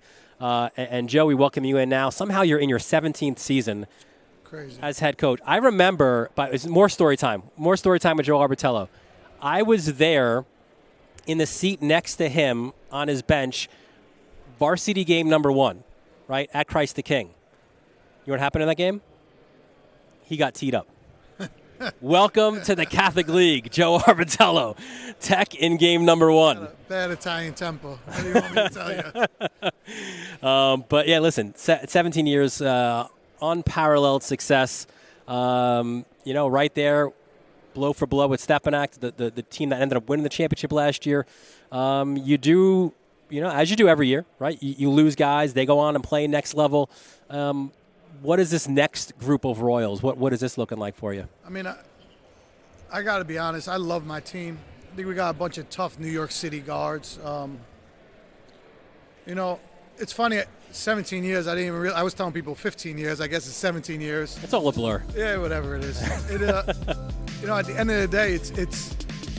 I think the greatest thing about is the strength of is that we're able to do this. I just said to these guys, like, when you go all over the country, coaches don't get along together. We were having a great conversation over there. So to watch it grow, watch young guys take over their programs and just do unbelievable jobs. I feel like Ed and I are like the old guys. I don't know, man. We've kind of been through this whole thing, and then you got the two young guys over there just doing a great job. So, I really look forward to the competing and playing against everybody that's sitting at this table, honestly. Joe, I think the biggest thing, and at least from the outside, people look at Christ the King as the New York Yankees of this league, and that there's a different standard in Middle Village than there is somewhere else. And it's not a knock against anybody else, but as someone who is Christ the King through and through, how much of that culture is explained to freshmen that come in that will eventually play for you, and how much of that culture start at a young age? I mean, we try to explain to everybody, the target's on your back from the previous guys. All the success, the LeBron deal, the traveling all over the country, it has nothing to do with those guys that are there now. It has to do with the guys from the past that allow us to be able to do that. So they have to keep up their end of the bargain. And some other teams in our league don't get the recognition they should, but they got great coaches, and they can beat you on any given day by 20.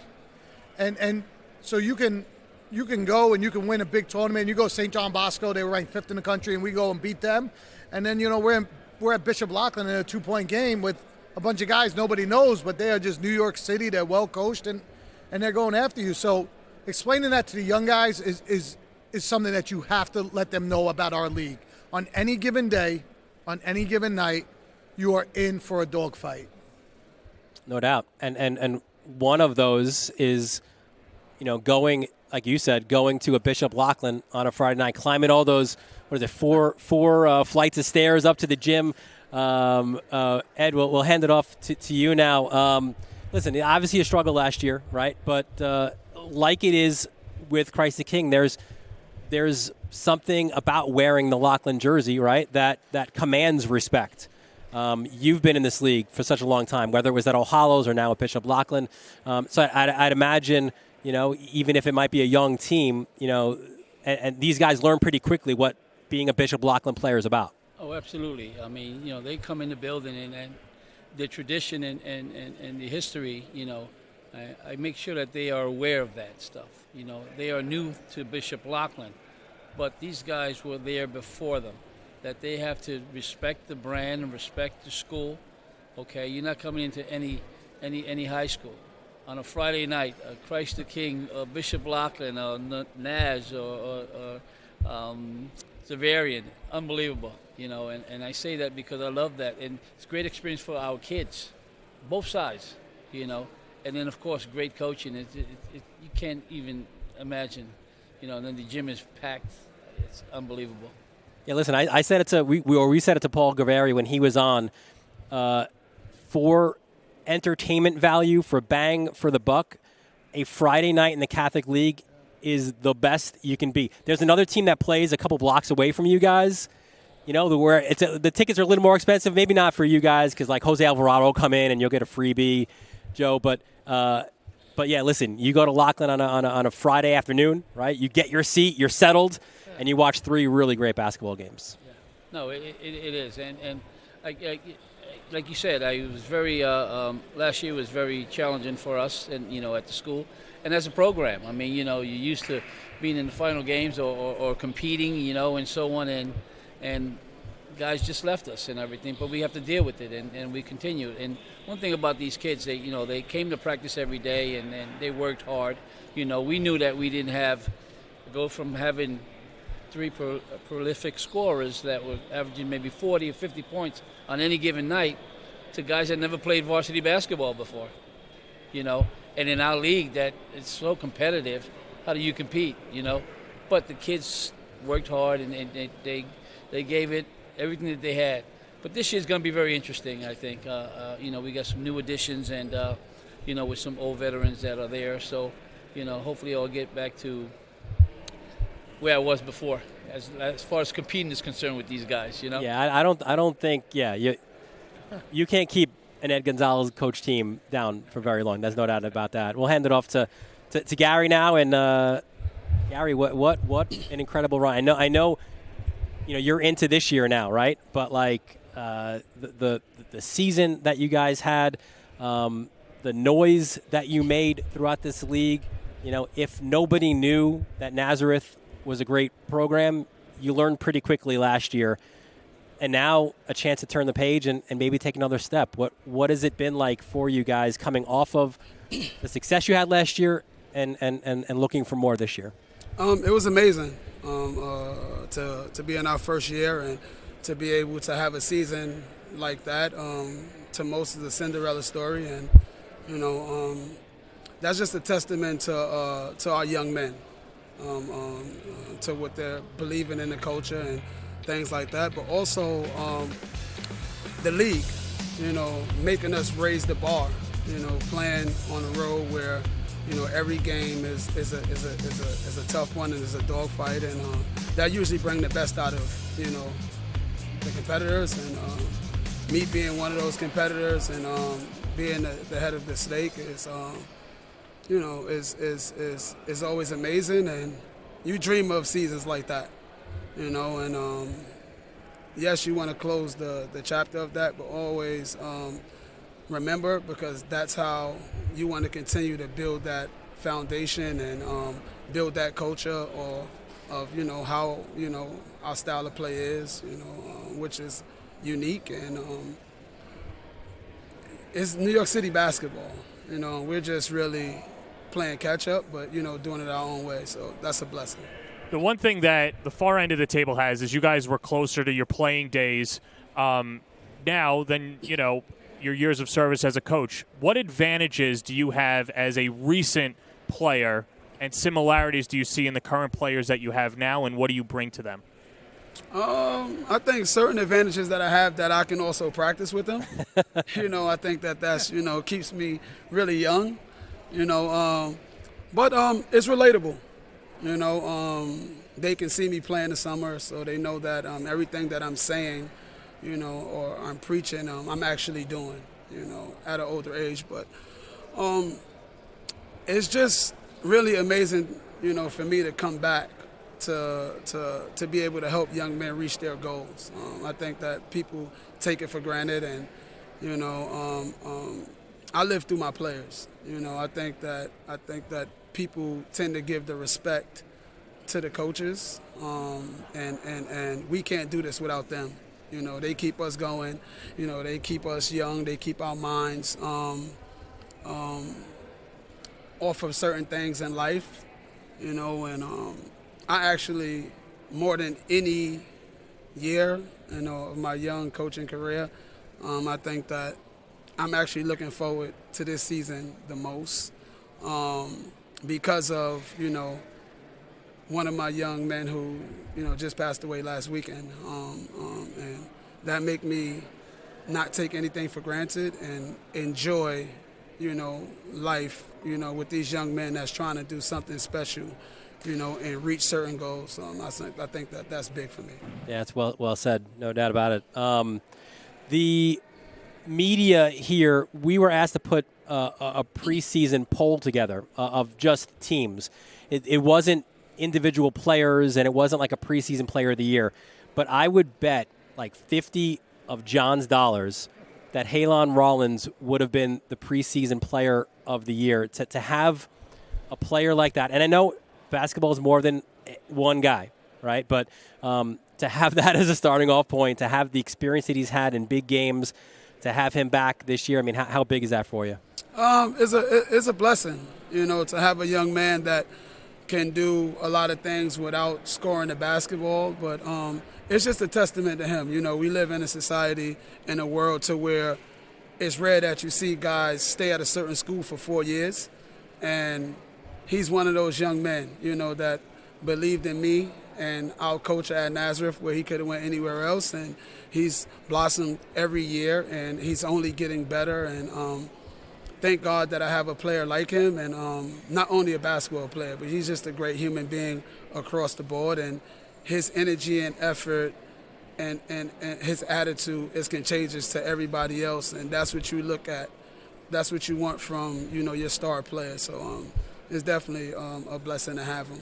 Great stuff, Gary. We appreciate it, and we'll ask you to hand it off. I feel like, I don't know if you and Clyde, if you guys have ever played together, but I could see like an alley-oop and a Clyde throwdown between you guys. You would be a good tandem, I think. Yeah, no, I always looked up to him playing, and always wished to be on the court with him, so I'm happy to be sitting next to him. There you go. Clyde, I remember you as a ferocious competitor, obviously. I saw you a lot at Queens College in your day, and like Gary, and as John said, one of these young coaches in the league. As well as a guy who's been in the league, the coaches who have come before you, literally in your building, right?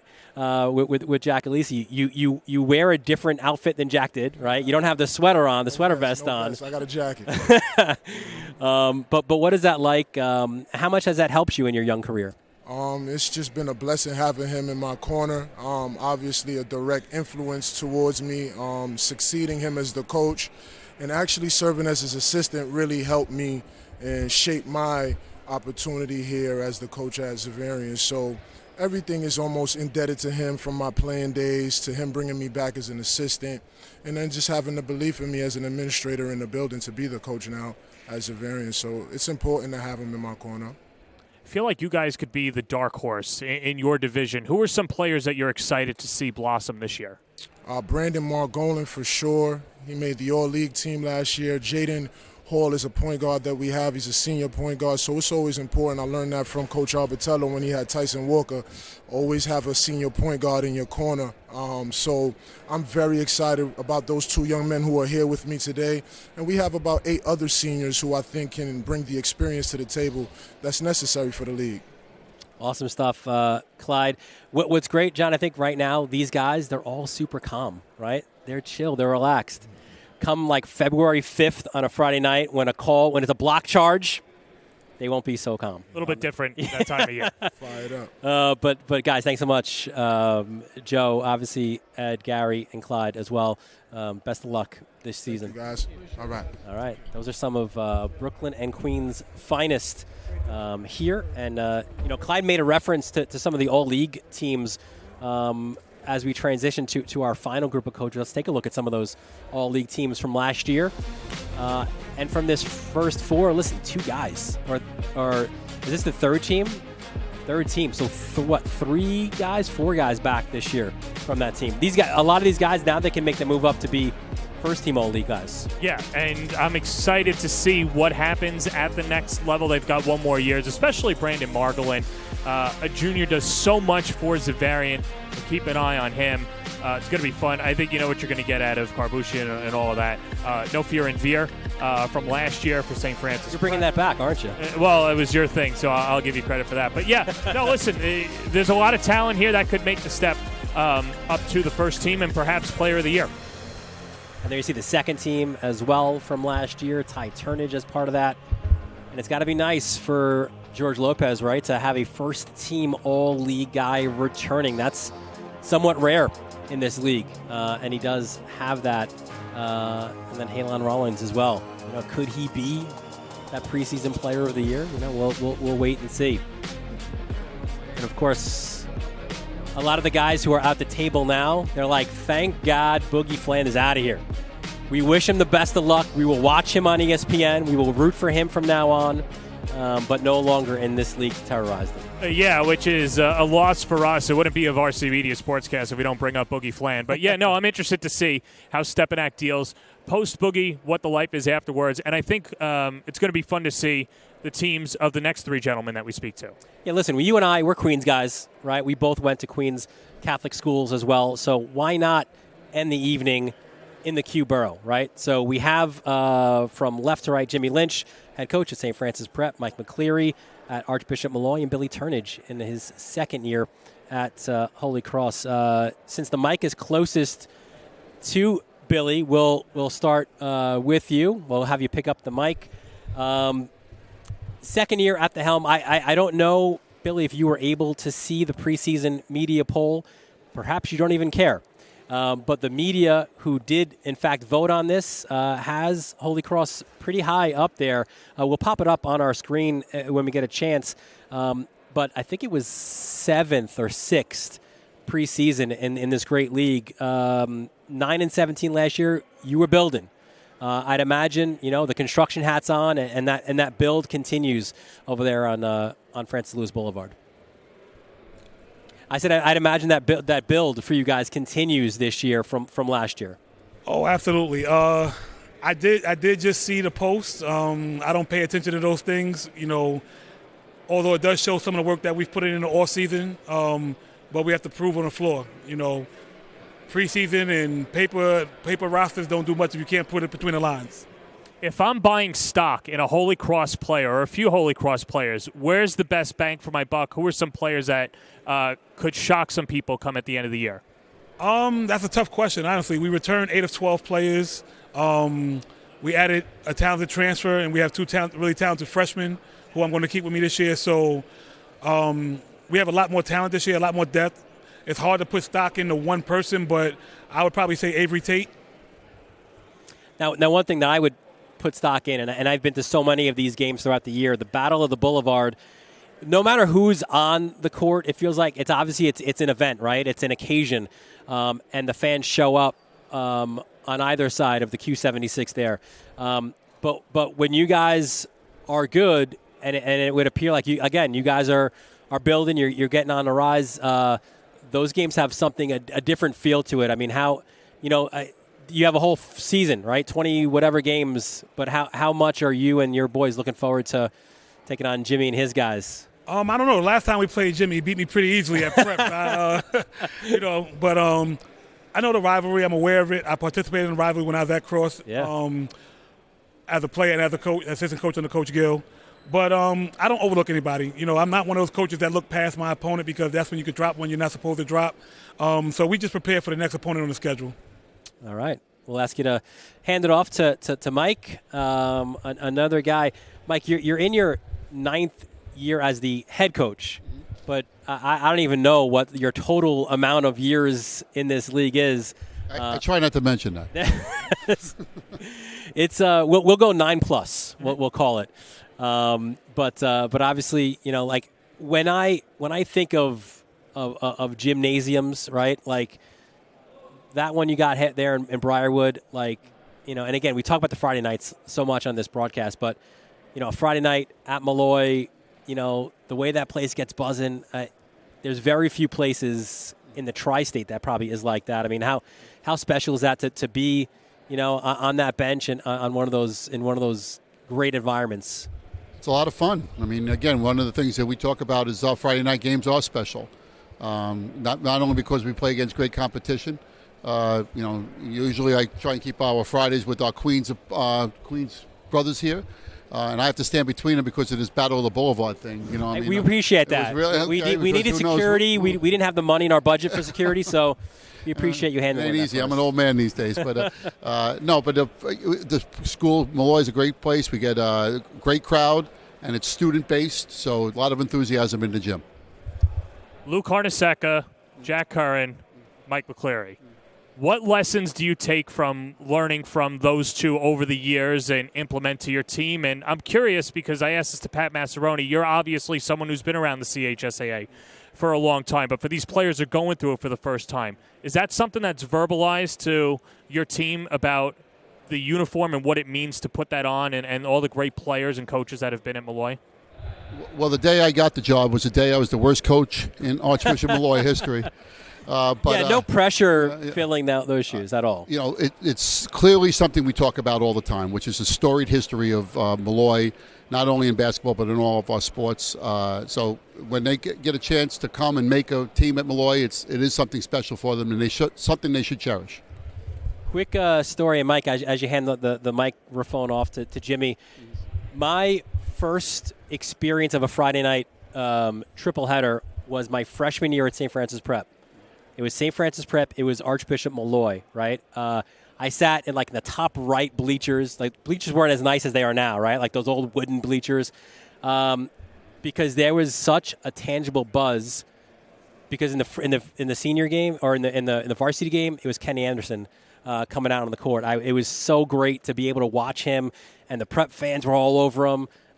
Struggled a little bit early on, and then like Malloy walked away with that win. So that was my first experience of a Friday night in this league. Yeah, I think Kenny had a lot of those nights. No problem after the first quarter. Smooth sailing. Yeah, 100%. Jimmy, we welcome you in. So Jimmy, I'm going to start off.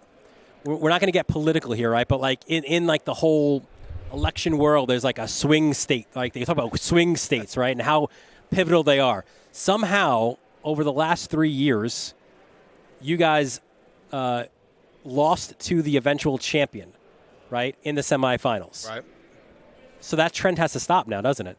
We got to start finding other teams to play at that point. We just, we've had some good runs, and we just ran into a terrific Stepanak team last year with Boogie, who may even be better this year than they were last year. And I think the year before we ran into Cardinal Hayes, and who'd they have at that point? Only Ian Jackson, right? So I heard of that guy. So we had a hard time with those teams, but we were there. So, that has something to say for itself. I think the biggest difference, though, from last year to the year before that was the mental makeup. It seemed like you guys were ready to be in that game. It didn't get too big in the moment. How much is that stress to the team and getting them prepared for, you're not going to get an easy cupcake, obviously, in the Final Four, but that they can actually compete and take a shot at the chance? I think it was great for our guys to be there multiple years. It's different. You take the floor in a Final Four game with some Division I talent and some really good teams on the opposite end. That's different. And you look around and there's 3,000 people in the stands. It's a different thing. I thought the second time around we were just more comfortable. Played a little bit better game.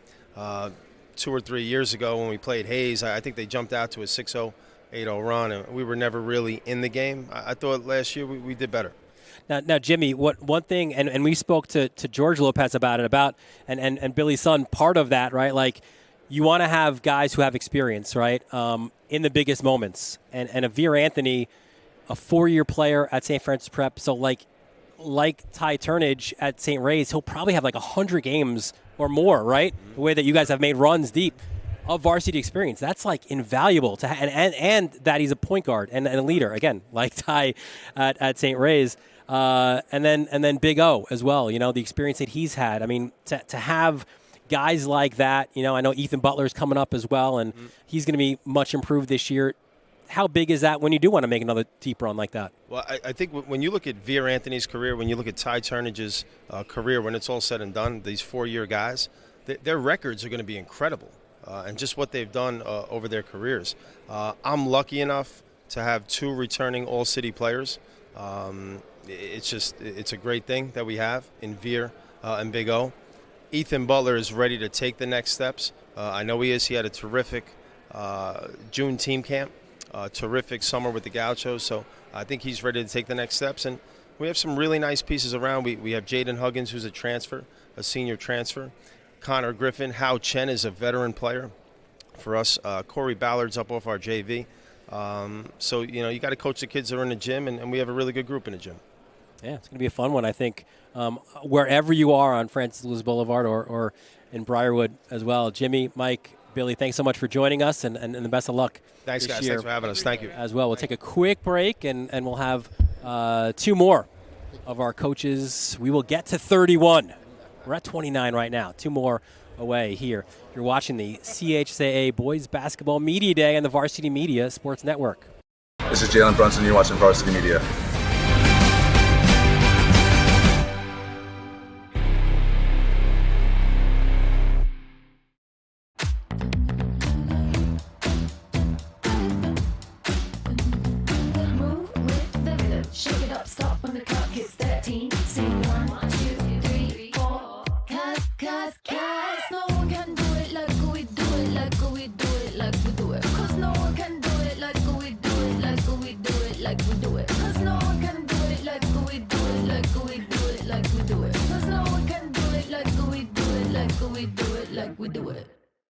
Varsity Media is now opening up our schedule to any teams looking to be on a sportscast. Watching yourself on camera is okay, but hearing your name on a Varsity Media sportscast is like you're a pro.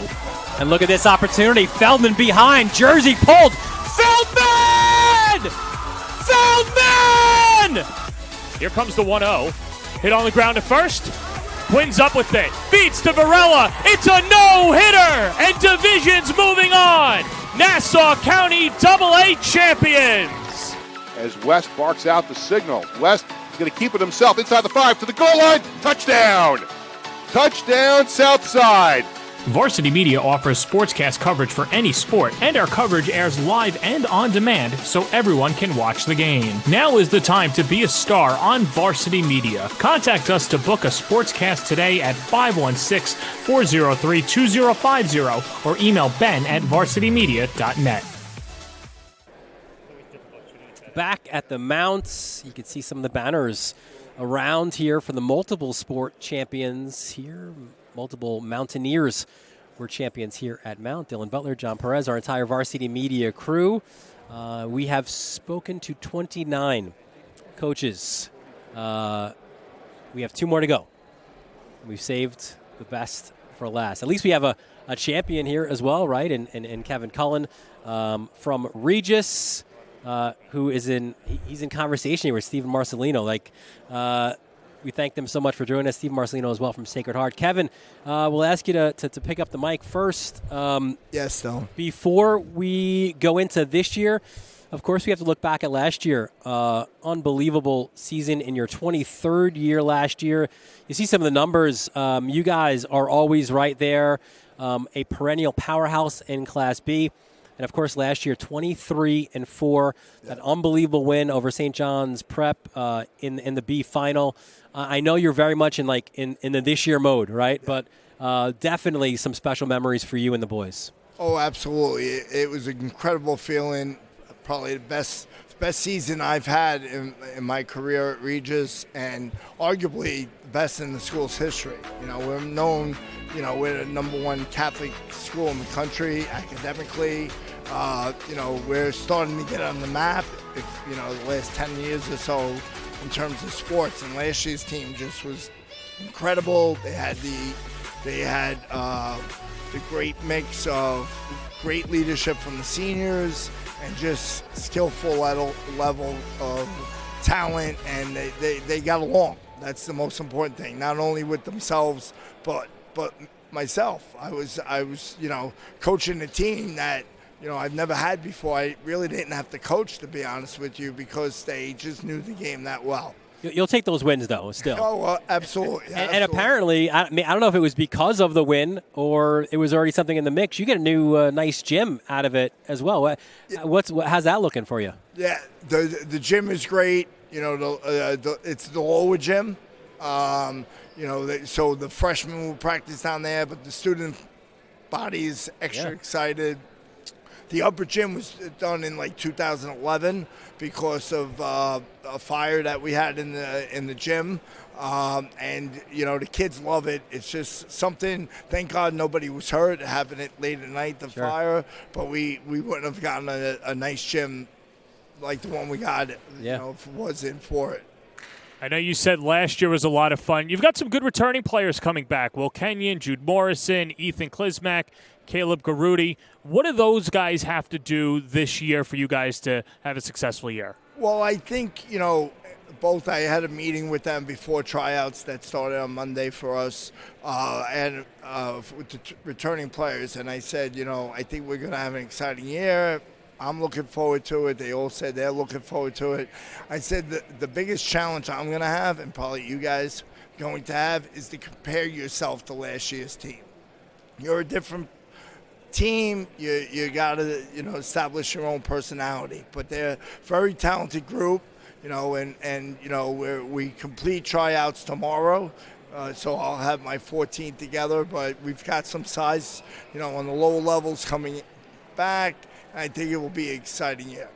Kevin, we talked to Joe McGrain before about the great Regis-Xavier rivalry, and we just had 2 guys on about the Battle of the Boulevard and 2 schools that aren't separated by much, but there's so much similarity between Regis and Xavier. those Friday nights, often on the road for you. How special is that for your student athletes? It's a special time. I mean, those games it's great banter between the crowd. It's all fun. It's all clean, appropriate. Well, most of it anyway. But it's nothing like I've seen in high school sports. And we could get upwards of 800 people watching the game between the two schools. And it's special. It's a tradition that predates me. So I've been coaching the varsity 24. I've been at Regis 35, and it predates me, that great tradition of Regis Xavier triple header. Yeah, it's awesome stuff. We'll ask you to hand the mic off to Steven. And Steven, at Sacred Heart, I don't know if part of the conversation you guys had during the break was, couldn't you have just spotted me 3 points last year? Because you would have been in a different situation. You would have been the guys on the court at Rose Hill last year. No matter how good our respective teams are, there's something about Regis and Sacred Heart that is a lot of fun. Maybe not as much fun for Kevin and I, but for the parents and the players, they really enjoy it. And I've got to, of course, take a little credit for I gave Kevin his only loss last year. There you go. At our place. And he so nicely returned it as well, in the true Catholic tradition. So if I could have been less giving then, perhaps. But I did tell Kevin after that game that I knew we caught him at a decent time, and I said, I hate to be your next opponent. Who are you guys going to play? He said, I got Fordham Prep. And I said, you're going to win by 5. And we're staying in the hall, Kevin. That's never going to happen. Turns out I was wrong. He beat him by 11. But the kids are great. It's a very respectful competition. When the Regis folks come up to our place up in Yonkers, if they survive the hills and the ice and snow, they always manage a nice following. And we always get a nice reception when our kids come down to Regis. So it's a great rivalry, one that we hope we come out a little more on top this year. Sure. With it. Of the kids that you do have, who are you excited to see? We've been in a development process. We get hit pretty hard by COVID. Our school was prepared for it in terms of having laptops and such for it. And our kids did well academically, but it did hurt us enrollment-wise for a while. We're back now. We have 2 seniors that will be contributing. One young man named Marcus Henry that's pretty heavily recruited by a number of Division III schools around the country. Our point guard has been a starter for 3 years, and we now have 3 players that have now matured that will make us competitive, I think, with just about every team at our level. And to Kevin's suggestion, actually, I'm playing Xavier this year to try to...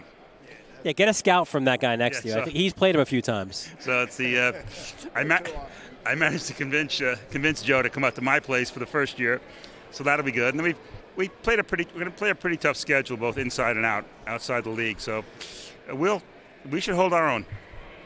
Yeah, it should be a fun season, and we thank you guys for joining us, and best of luck this year as well. Thank you. That's Steve Marcelino and, of course, Kevin Cullen as well, from Sacred Heart and Regis, respectively. So we managed to do it. We got 31 coaches here. It's going to be a great year. I just the excitement, just hearing it from these guys, right, and the various levels, and I think it should be a banner season this year. Yeah, it's the best time of the year. Everybody's undefeated. Everybody had a great weight room, and the returners that are coming back are going to make the next step. This is the best part of the year.